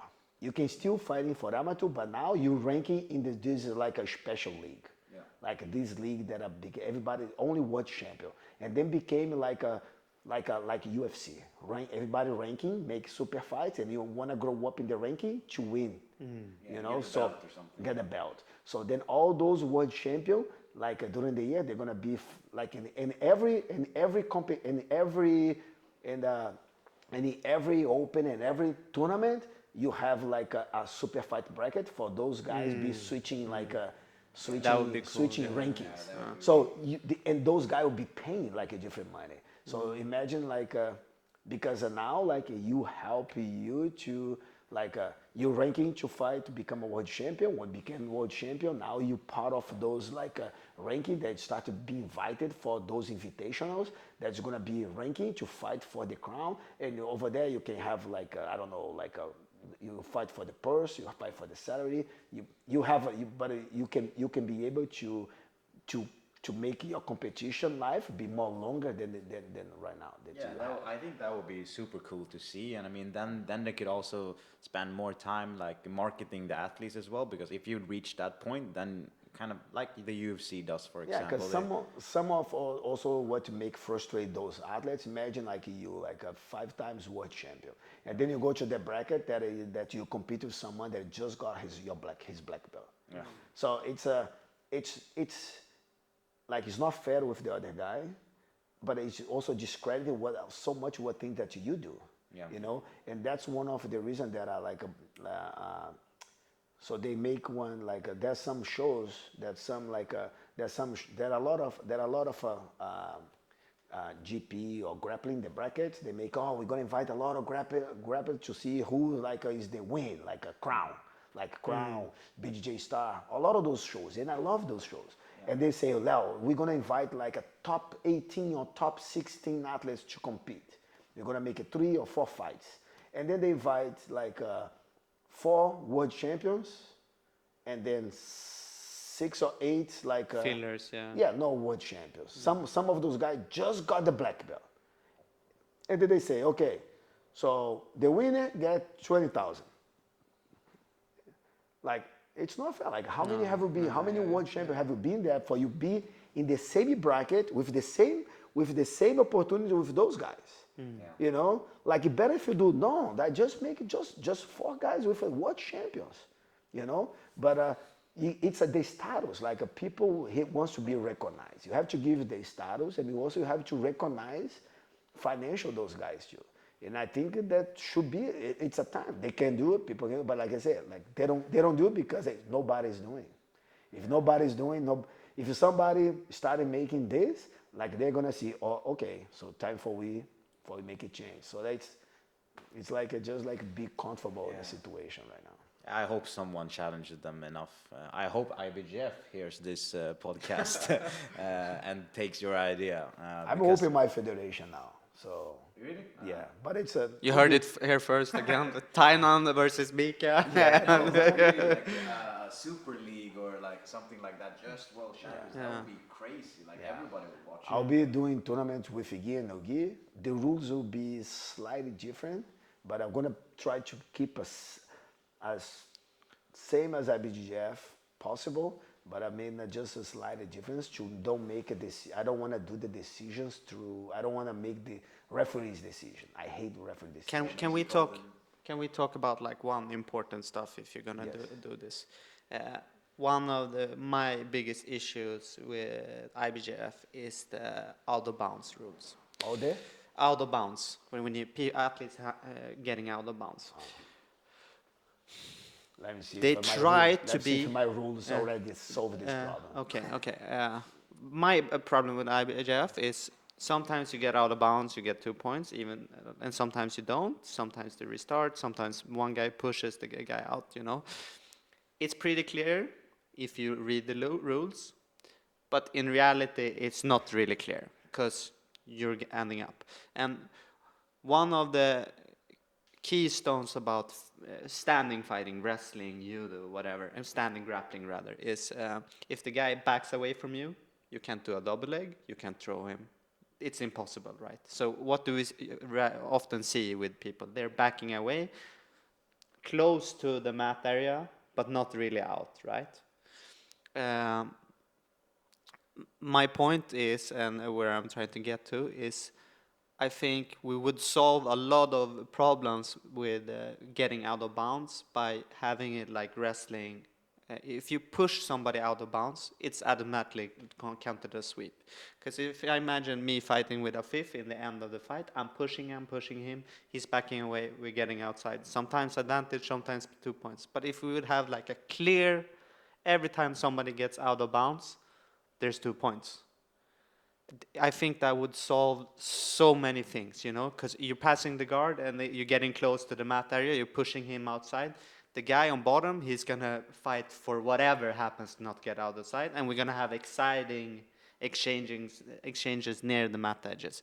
If you sweep somebody out of bounds, he's going to do whatever it takes to stay out of bounds. I've been thinking about this a lot. Obviously, it's like... it's gonna need to have work on this, but what do you think about the idea? Am I thinking in the wrong way or? No, I think like actually like I thought this very similar thing because I always follow different martial arts to see what they're doing in some respect. So in this in my organization, like we're not gonna have the safest area. Because I think that confused more than help. We're gonna be like a judo, so you have inside and outside, very clear, one line, right? So if the athletes go outside, whenever the athletes go outside, the fight will restart, and the fight will restart. It's like we're gonna restart in the middle, and we're gonna give penalty for the person who run outside first. So if you're doing the scramble in the ground, if you have even like an armbar on a footlock, you know, so I want to do the same as a judo. Like if I drag myself, if a three quarter of my body goes out, even if I'm escaped from the footlock, the fight gonna reset, the person gonna get on point. I know it's gonna be very polemic. Oh, but there was a submission, escaping, but the thing is, like, I don't wanna give it different interpretation and then maybe the referee make this side. So I used to compete in judo. I have people in the armbar. So they dragging, they was able to, if they can able to drag myself and then they get out at least like more than half of his body outside, the fight gonna stand up. I have to be the one to do not let him go out, you know, for the fight do not leave. And that's like, and that's what the thing that I want to do. Whatever goes out, so will be 1 point to the other person, and the fight Yeah, will stand up. it's as long as it's consistent and it's no.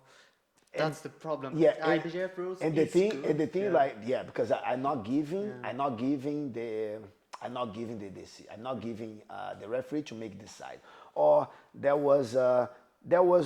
he's pushing, penalty for who's pushing. Or he's escaping, penalty with 2 points for his escaping.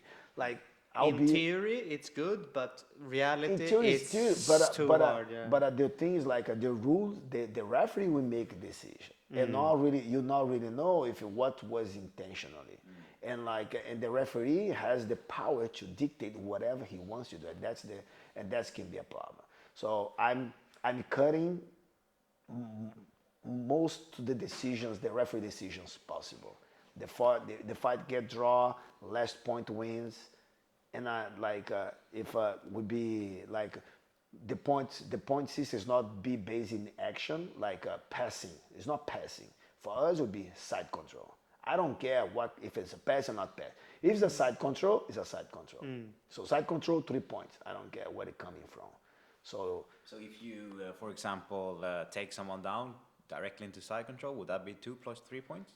yeah. I get a 2 point for the taking down and you end up the side control, 3 points. Yeah.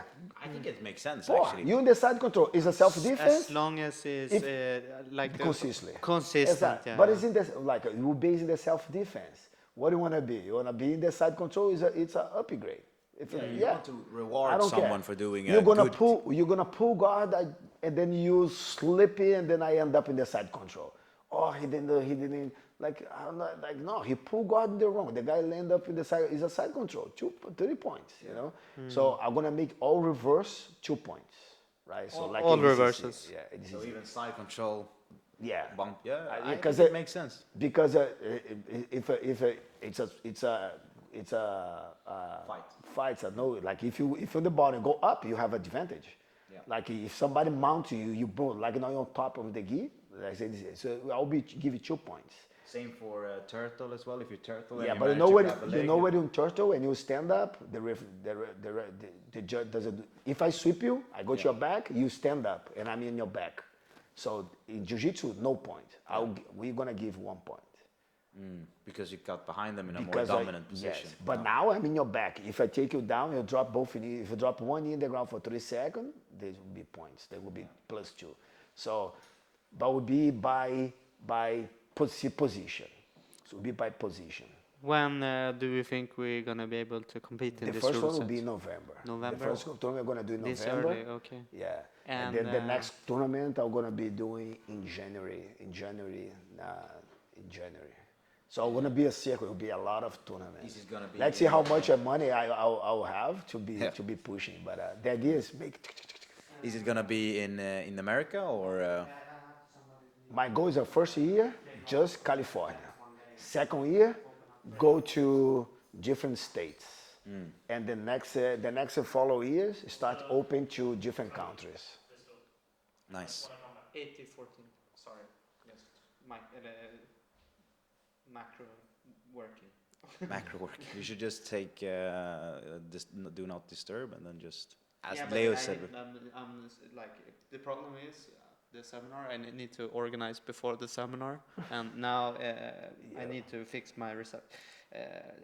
Yeah, whatever. But what will it be called? What will the new rule set be called? Or The rule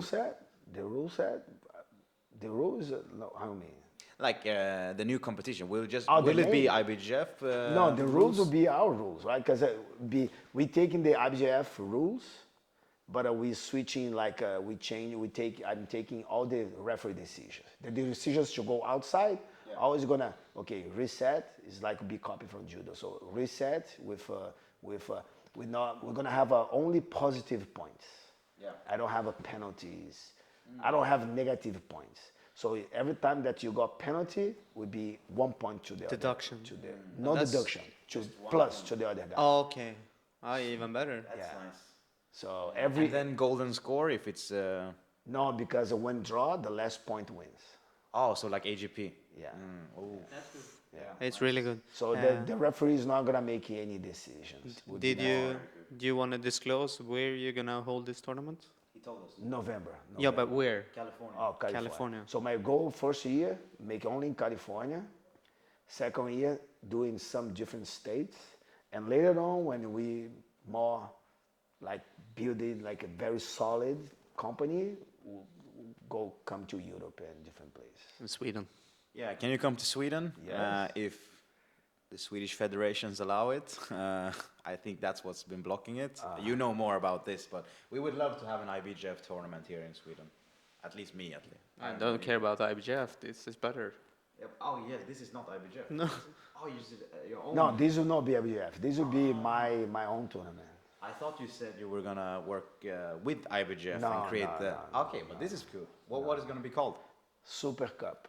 Super Cup. Nice, nice. And the reason is because there is some tournaments that I have you heard about like a Stanley Cup? Yeah, Stanley. Yeah. The ice hockey thing. The ice hockey, yeah. So I like the idea behind the thing. So we're gonna be reward schools, teams, and athletes, right? So and like we're gonna build like a trophy, a cup trophy for the teams that we're gonna be like putting the names of the team and give it to the team who win that season, and he's gonna stay for the whole year. Next year he need to come back, and the team who wins take the trophy. So the trophy will be part of for me. Then for you the will, federation. like Champions League in football. So Exactly. every That's why- year. yes, Oh, that's yes, super cool. yes. And then people is gonna be sharing, like taking pictures, being like in the schools. Like the team will decide. They stay with the trophy for 1 year, so they decide how it's gonna be the That's really cool. yeah. Shit. It's a big job. It's a big job. Yeah, to- but Yeah. that's my passion. Yeah, you know, yeah. that's the way that I want to engage the athletes, the community, right? So that's I think is the way that I want to engage the. Do we gonna see like Bushesha coming back to this tournament? Oh no, I don't think so. He's busy in the MMA. But I would like to. But my goal is to like, man, I even didn't make the first one. I like already like planning ahead. No, but we the idea need is to- I think we it's need build the to- heroes, and the heroes become part of those. To spread become like let's say when people retire. That's the way I see it. That's what I always talk about BJF. Say, look, Roger Grace, Bushesh, all those guys. All those guys retired from IBJJF. You guys have to have those guys, give those guys a status to work with IBJJF as ambassador, as those. Make those guys be the interview. like Some the guys are very good, UFC, so they make an interview, or they just go be there like a sign. But those guys have to be commentator. Like you guys to have like a spot that you give those guys status to be talking, because what they're gonna say? They're gonna be talking about what? They're gonna be They know there's so much experience. They have been competing so much for IBJJF. They're gonna be commentator. They're gonna be some of them but you keep those guys busy. You keep those guys you're giving a stats to those guys, so those guys gonna be engaged with the community. I think we need to go on a guilt trip with all the Checkmat guys and we need to do this for Leo, right? To spread the sport, it's your obligation. Yeah, you have to enter the Super Cup. No, not have to, but you put like social pressure on them. You know how good this would be for the team, especially Leo that took much good care of you. Yeah, You know, you have to give back. he put a lot of effort into you. And, That's important. So Bushesha, Super Cup. No, but we're gonna have, right? So we're gonna have 3 divisions inside this. We're gonna have a Super Cup Open. They're gonna be open tournaments. Everyone can sign up and compete. And we're gonna have a Super Cup Championships. Top 16 athletes. So 16, we have a ranking for every division. So if you in the championships, you purple belt or you brown belt in your division, only one bracket, 16 guys. So you must be one of those 16 to be competing in this tournament. To be able to qualify, basically. Yeah, you qualify by your ranking. Your ranking that you build in those opens. But we're not gonna be IBJF, like you qualify and you have like 100 guys qualified. No, you only top 16 would be a very small bracket to be fast. And then we're gonna have a Super Cup Invitational. There will be super fights, basically like that's when I think Bochecha will fight for us. Yes. Nice. You're getting goosebumps. Yeah, a little bit. I think we like we talk a lot of interesting stuff, and we could easily continue for a long time. But we need to start wrapping this up, Yeah. and we're not gonna wrap it up just like that. No. We're gonna start talking about dragonfishes. Have you heard about why the podcast is called Dragonfish? Did No, I tell what's you? it? No. You want to do the honors? You can do the honors because it's your story. Cool. So I'm just gonna start out by saying, like, I love Afif, right? I just need to say something. Shut up. No, not about this, but I have one really important question after this segment as well that I want to ask. Maybe you should take the serious stuff before. Okay. We'll begin with the serious stuff because I was thinking about this. We were talking about this as well. I mean, you have this big, huge team, and you have several world champions and everything. To all the people, like in Sweden or in the world, basically, that wants to become a world champion, like, what does it really take for you as an athlete? Like for me, for example, I'm like halfway in my career. I'm a purple belt. I want to become a world champion. I want to compete and win and make a career out of this at some point. Do you have any like general tips to all the guys out there that want to make this their career, to like, And girls. and girls, of course, and Wackler, whatever. Wackler. But basically, I mean, it could just be one general tip or like anything. Like, what does it actually take from you as an athlete to reach these levels? Like to be a Jansen Gomez, to be a Bochecha. Like, what does it take? Yeah, it takes to pay the price that those guys pay, right? So sometimes like the social media doesn't show the price that those guys pays, right? So I think like everybody, like even you guys should be compared to you guys. You have been sacrificed so much of your time, sacrifice the time of your family, your friends, your like things that you already like. So I sacrificed so much of my teenage lifestyle with my friends to be able to be training, put the time on the mat to compete, because that's the circumstances, like how much time that you put in your lifestyle, in your competition for you compete, right? So I think that when you when you dedicate your day more to compete, you're gonna become a competitor. It's not something that it's just gifted. It's something that it's a hard work and it's a teamwork. So, like was talking about, like you guys say about Adam Wardzinski, right? So I always saw so many potential on him. The same I saw in you, and the same I saw in a lot of you guys here in Europe from my team. That I know, if you guys have a little bit more extra time, that I know you guys gonna be the same thing, world champion. So, and I always say, Ada, you should be here, because he always do his camp home. Because I totally understand family obligation, like responsibility. You guys the same thing. You guys cannot. You guys cannot like just go over there. Gonna make the whole camp in California, but that was the first time he made his full camp in California. You know, and I saw how he was suffering every day. He in Johnson, blah blah blah. And I said, look, you have to train in Johnson every day. They train 2 times a week. Training camp, and that's what the magic of the camp does. You know, the camps, we don't have nothing different that you guys practice here. But when you guys oversee over there practicing, when all these champions together training for a longer time, it's just like what do you say? Like you just disconnect to things that are from outside, and you just embrace what you have to do for a certain time. And it was the first time he did the whole camp over there, and he have like a unbelievable like competition, you know, like submissions, like, and winning the like very. It was 100% submission rate, 100% right? 100% submission, yeah.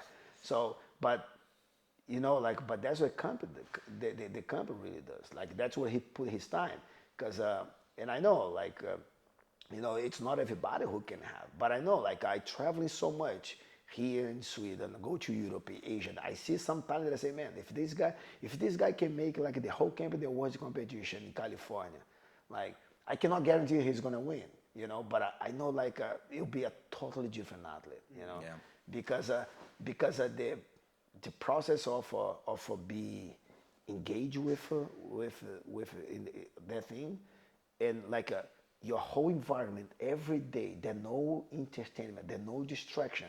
It's just like you go in the morning in the academy. You're gonna have 15 to 100 guys practicing doing the same thing. You're training for what another world champion. You see Johnson getting tired. You see Adam like like a frustrated. You see Buchecha training and crying. You say, oh my God. So I go through the same situations too, and then like, but you guys training together. Then they're like, this guy have a different game. This guy they have other game. So you find like you find people who trains like you fight in your division. You have so many guys in your division, So it pushes you. And like, and not just like for one training per day. It's the whole day with those guys. You lunch, you training, you dinner, for the period of like 8 weeks or whatever, right? Yeah. So that's change. That's huge. That's change. So like more you can give time to you training yourself, it's more you're gonna increase your performance for sure. Yeah, I mean, it makes sense to kind of isolate yourself within, like, and like surround yourself with a lot of people that has the same goals. And then, as you say, you see all these world champions doing the same thing, and like sometimes you build them up so much because you only see, obviously, it's worth doing that, but at the same time, like, if you see how they struggle as well, then you're like, okay, but maybe. the challenge is the reality that people have, right? So they have a job, they have a responsibility. They barely can take the fight week, so sometimes they can go 2 weeks before. But like Magnus, your athlete, he went there, man. Like he showed up over there, I knew. I said, bro, this guy can be the next Bush. Erasmus, yeah. I saw, man, like, and he's playing guard and like he's doing this. He's such like I say, oh my God, it's hard to find a guy with that skills playing that kind of game. Yeah. And I knew it that I said, man, like, and like my question like where you was like why I never seen you I've been before? pushing him You so I long know, for I going, know. and but it's like a lifestyle. competition. I've been talking with you about him for Yeah. I think for 2 years now. It's Yeah. like how, and finally he made the move. And He he was lost the injured. finals. He lost the finals, but still. And he was injured in Yeah, the like in the I last, know. like he missing some class. I said, where he went? Oh, I was sorry, I was hurt like this, and like and he did a pretty good competition. Yeah, very good, But still, like, he's not even close to his potential. You saw him in training now. You saw it's like he's something different. Yeah. But I think the problem with him is he doesn't realize how good he is. But I know, but because a lot of the times we have this syndrome of like a small, right? So we not in, if you're not in the California, maybe we don't deserve, bro. Like you can be anywhere. Like people come from like we have in Brazil, we have people who train in Brazil and go over there and performance over there. It's not you can be like you guys have a very big resource of athletes and competitors. And it's proved. The point was proved by all the performance you got. How many you guys you take? How many you guys? Yeah, perform we pretty always like last year. I think we took 5 medals. So it's pretty good from a small Exactly. team from Sweden. Not small Exactly. team, but small academy in Sweden. Yeah, but that's the point. Like it's just like, but that's the point of the camp because sometimes those guys, as a first experience, they go not very confident, and then they go training like 1 week, 2 weeks, and they say, "Oh man, I training with those guys. Those guys was world champion 2 times. This guy is a world champion, the black. So I'm not that. I thought like they start see okay, so they start get confidence. They see like okay, so I'm the level, so I'm good. So I thought was that's why those camps is very important because the camp show like you're doing what everybody else doing over there. It's not nobody doing anything different.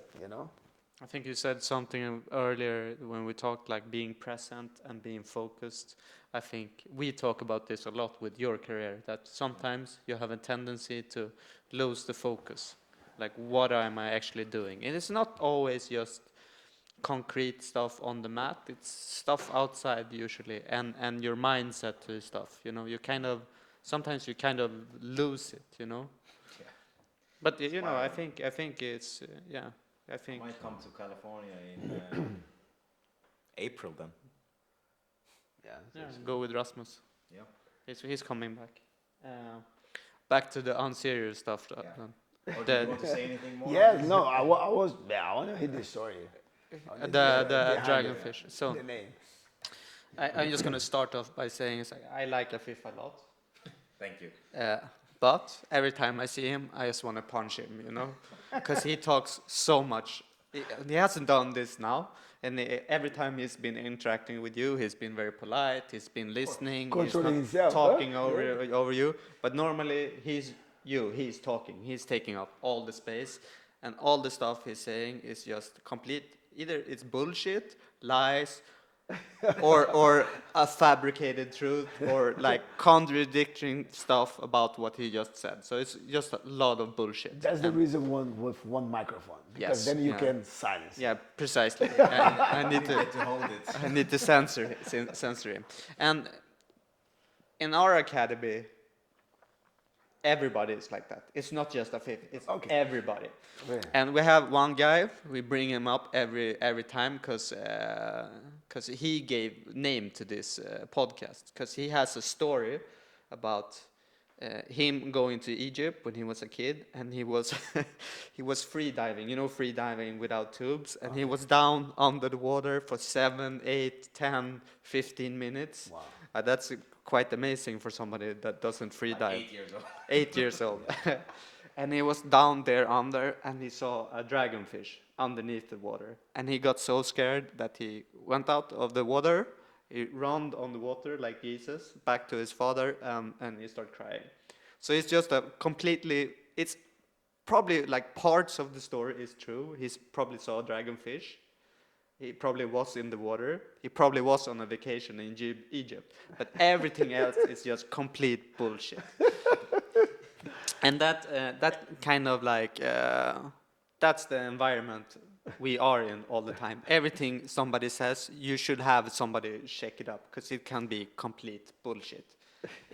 But it's a good story. Yeah, It's yeah. a good story. Yeah, it's good stories and a good laugh, but sometimes it can get too much, especially when you just constantly. Yeah, but I also, I also have I wouldn't say a bad trait, but I have a tendency to like sometimes not lie, but like I can see something and then I think about it and then I'm like, okay, I'm gonna say some random fact about this thing and see if Max can call me on my bullshit. So be teasing him. Yeah, like I could say like, you know, this plant here was made in the Amazon, or it grows in the Amazons only, and if you drink the water, you will get very strong, like something like that. So bullshit. So and he hates it. Now he calls me out on it all the time. I still like it. He didn't notice it in the beginning, which was fun. And you thought you'll say this just to see if he's gonna make some tea. Tomorrow there are no leaves. Yeah, but He's it's more cooking- like he's cooking the leaf. it's more like it's fun to see if I'm able to trick him into believing some weird facts. But sometimes I don't even say that. Like if he believes it, I'm like, okay, he believes it. I won't say that I'm kidding. So that's maybe a bad thing. But what we're gonna come to is like, then we named the podcast to the Dragonfish podcast, and also we made like if you are a dragonfish, you are a bullshitter or a gaslighter or you just lie. So that's when you're a dragonfish. So we added this segment to the podcast, like the weekly dragonfish. So everybody has to say someone or yourself that has said like a lie or something, or some bullshit. So yeah. And I'm gonna start off, because before you came here and before we start recording, we were talking about flights, flights being delayed. And there's a service you can use on the internet that help you get money. So if your flight is delayed for a couple of hours, you get reimbursed and you get a lot of money. And Afif is telling about this. And in normal fashion, he's like, yeah, because the recent year, like I think last year, I probably had 100 flights that was delayed that I could, if I knew about this service later, I would probably had like 100 refunds from last year.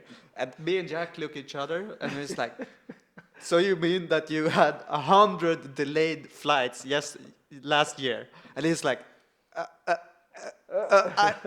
But if you look at it, maybe during my life, I've easily taken 100 flights, and he just goes in and just continues talking shit instead of like. spicing the story. Like if I say 100, it sounds more like powerful. But if I say like maybe I had 5 flights delayed, it's not as nice to listen to, right? You like to spice up stories as well. I spice up stories all the time, but it's not me we're talking about now. It's you. And so I nominate him. Almost every time we make a podcast, I nominate him because he always has stuff like this. Do you want to nominate anybody for like the Dragonfish of the week, or do you have somebody close to you that you just get annoyed all the time for just talking so much crap? You know, like I've been traveling a lot, so like you know, have been like consistently with someone, but but in the gym we have so many dragonfish, bro. Like that is a lot. That is like so many people, you know. What is it with jiu-jitsu, or is it people in general that they're just full of shit? Because every jiu-jitsu mat you come to, there's always that guy that just talks like you can't believe a single word that they're saying. They're just full of shit, you know. You must have somebody close to you that's like this. No, and like when in the gym, when you sit down and watch the fights, and that's what happens so much. Watching CGI and ADCC, and you see a bunch of like students coaching or try to tell if I was me, I should do this. I say, bro. You know, and sometimes I just like, okay, I go buy popcorn. I'm gonna buy something. Because you're gonna see, you see so many coaches, huh? This is my precise It reaction. reminds you something? When I start sweating, and I start like, I would just do this and that. It's just like. And sometimes like, sometimes I was like, the words competition was with somebody like Castelo Branco, somebody quarter belt, fight MMA, used to fight. And then sometimes like I have some of the students that will be talking. Some of my students bring it up like something that like as like making so much drama about something that like the guy there, his generation gonna look like. No, these guys fighting, stay insane. So sometimes I start just sweating just for some of my friends. Like say, please don't say anything right now because I have a special guest. Had a similar story with Niklas from the academy. So we had Espen, you know Espen Mathias, a Norwegian guy from over having seminar, and we're in my house. And Niklas had done the tournament the week before, his first white belt tournament. So he forces everybody in the beginning of my living room with Espen to watch his fight while he commentating how good he was and stuff he should have done. And Espen just sitting there, he's dropping his jaw and he's too polite to say anything. And I'm sweating. And it's like, this is my student now, like teaching Espen how to do stuff. Yeah, no, it's like when I have someone like to make a seminar. I invite someone to do a seminar at my gym, and then like and they go make a seminar, and then later they say, "Oh, you guys have a question?" I say, "Oh my god, I know. I'm gonna end up like a blue belt, a purple belt, usually it's a white belt, blue belt, making like a question like a." Like a funny question that's gonna make like, oh, okay, I'm gonna hide myself. We have a story actually from when we had like a best practice. Yeah. So we had, I think, was Tommy there? Like Tommy Langåker, Tarek Hopstock, Espen was there. And this was, yeah, and this was before, was it before Europeans? It was before Euros, yeah. Yeah, before Euros, like 2 years ago or something. And actually, Tarek and Espen was in the same bracket. So this guy... No, division. They were not in the same bracket. Oh, the same division, whatever. And this is blue belt guy from... He wanna spicy. Sorry. But yeah, they were in the same division, and this blue belt guy from Belgium, like we had a Q&A in the end of the camp, and he asked like, okay, so this is 2 questions, or 1 question for you, Espen, and for you, Tarek.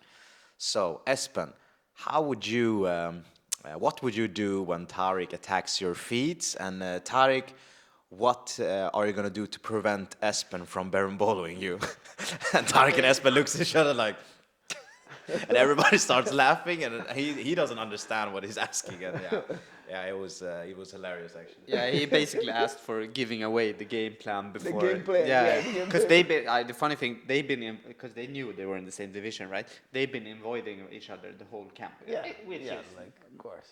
normal. And he thought he was a little bit smooth because he didn't ask the question directly like that, but a little bit like that. And I don't know. Yeah, Dario, if you're watching this, please don't do that again. You said like, "Shut the fuck up, Dario." I think I actually said something like, "Shut up, Dario."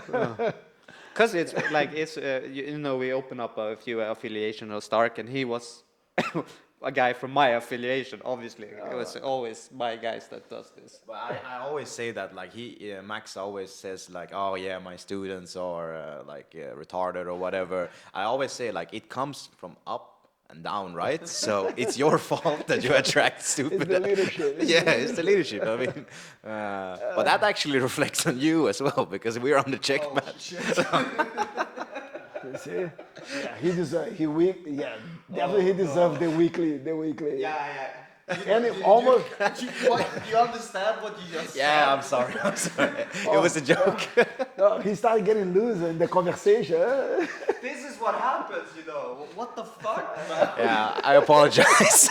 You should apologize. I did. I just did. On your knees. No. No old school. We're not gonna tie me up with belts and stuff like that, right? We know. Or put me in a reverse triangle for 1.5 hours. You will get to wait to see when you arrive in California. You're gonna be the picture hunting with the number. Okay, Yeah, $10. and we're gonna record a podcast with Leo and you, but you're gonna be tied the whole podcast. Yeah, that would be good. And one thing before we actually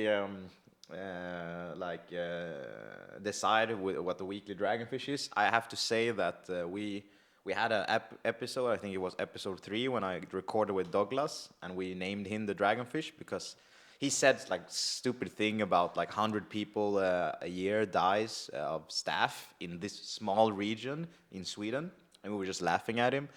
But then I was at another podcast, and it's actually true. 100 people dies from staff in Örebro region. What? So it's true. Every year? Every year. What? So actually, I apologize to Douglas as well. So I became the Dragonfish that week. And the week after? No, Jonte. Oh yeah, Jonte. But do you have a name or someone you would like to nominate for the Dragonfish? He would be the fish. Again. You can nominate me. You can nominate Max as well, or someone from home. No, like I said, like I've been traveling. I've been not with someone consistently, but I seen like what I'm doing. Like I think you are very, very potential to win the Dragonfish week. I think we will end with this. We should get a trophy, like a Stanley Cup, what was the name of the tournament? Super Cup, like Super Cup, with like a Dragonfish. We make Hannes Dragonfish make Cup, one, Dragonfish Cup. and we're gonna give it to whoever is the Dragonfish of the week. You have or to have the podcast. T-shirt, the hat, the Dragon Hit hat. A So hat you is have to good. make a picture of the hat. So you lose, you go to the hat, really good to the other idea. person. We'll make a Dragonfish hat, and then every time you need to take a picture with it. The week. But that's good. Then I will get a lot of pictures and get more. And how many pictures you gonna be there? Probably like 4 already, and we only have 5 episodes. Oh my God. Yeah, I think we'll end with that. Thank you so much, Leo, for participating. It was really nice hearing about this history, and I'm sorry that I said some stupid stuff in the end. It was not. I got a little bit too comfortable, but that's a good thing, right?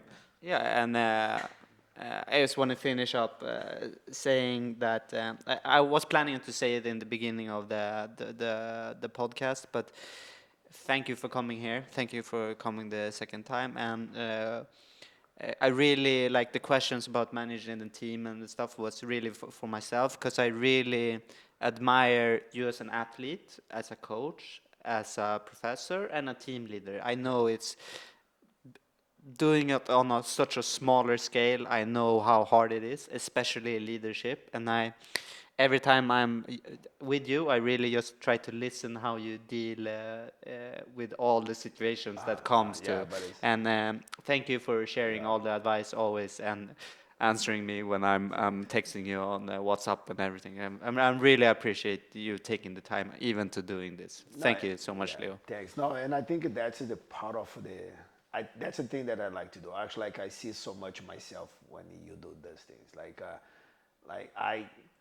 I was like was the guy, the kid with a lot of questions. I didn't have so many people to answer. That's the reason that I like to answer questions to people. And doesn't matter if it's a Dragonfish questions or like a real questions, but I like to be connected and answer like as much possible. I think that's the way that it is, and like you know, and thanks, yeah, you know, let's Let's go train. Yeah. training. Yeah. And the hat, you're gonna get the hat. Yeah, it's a really good idea.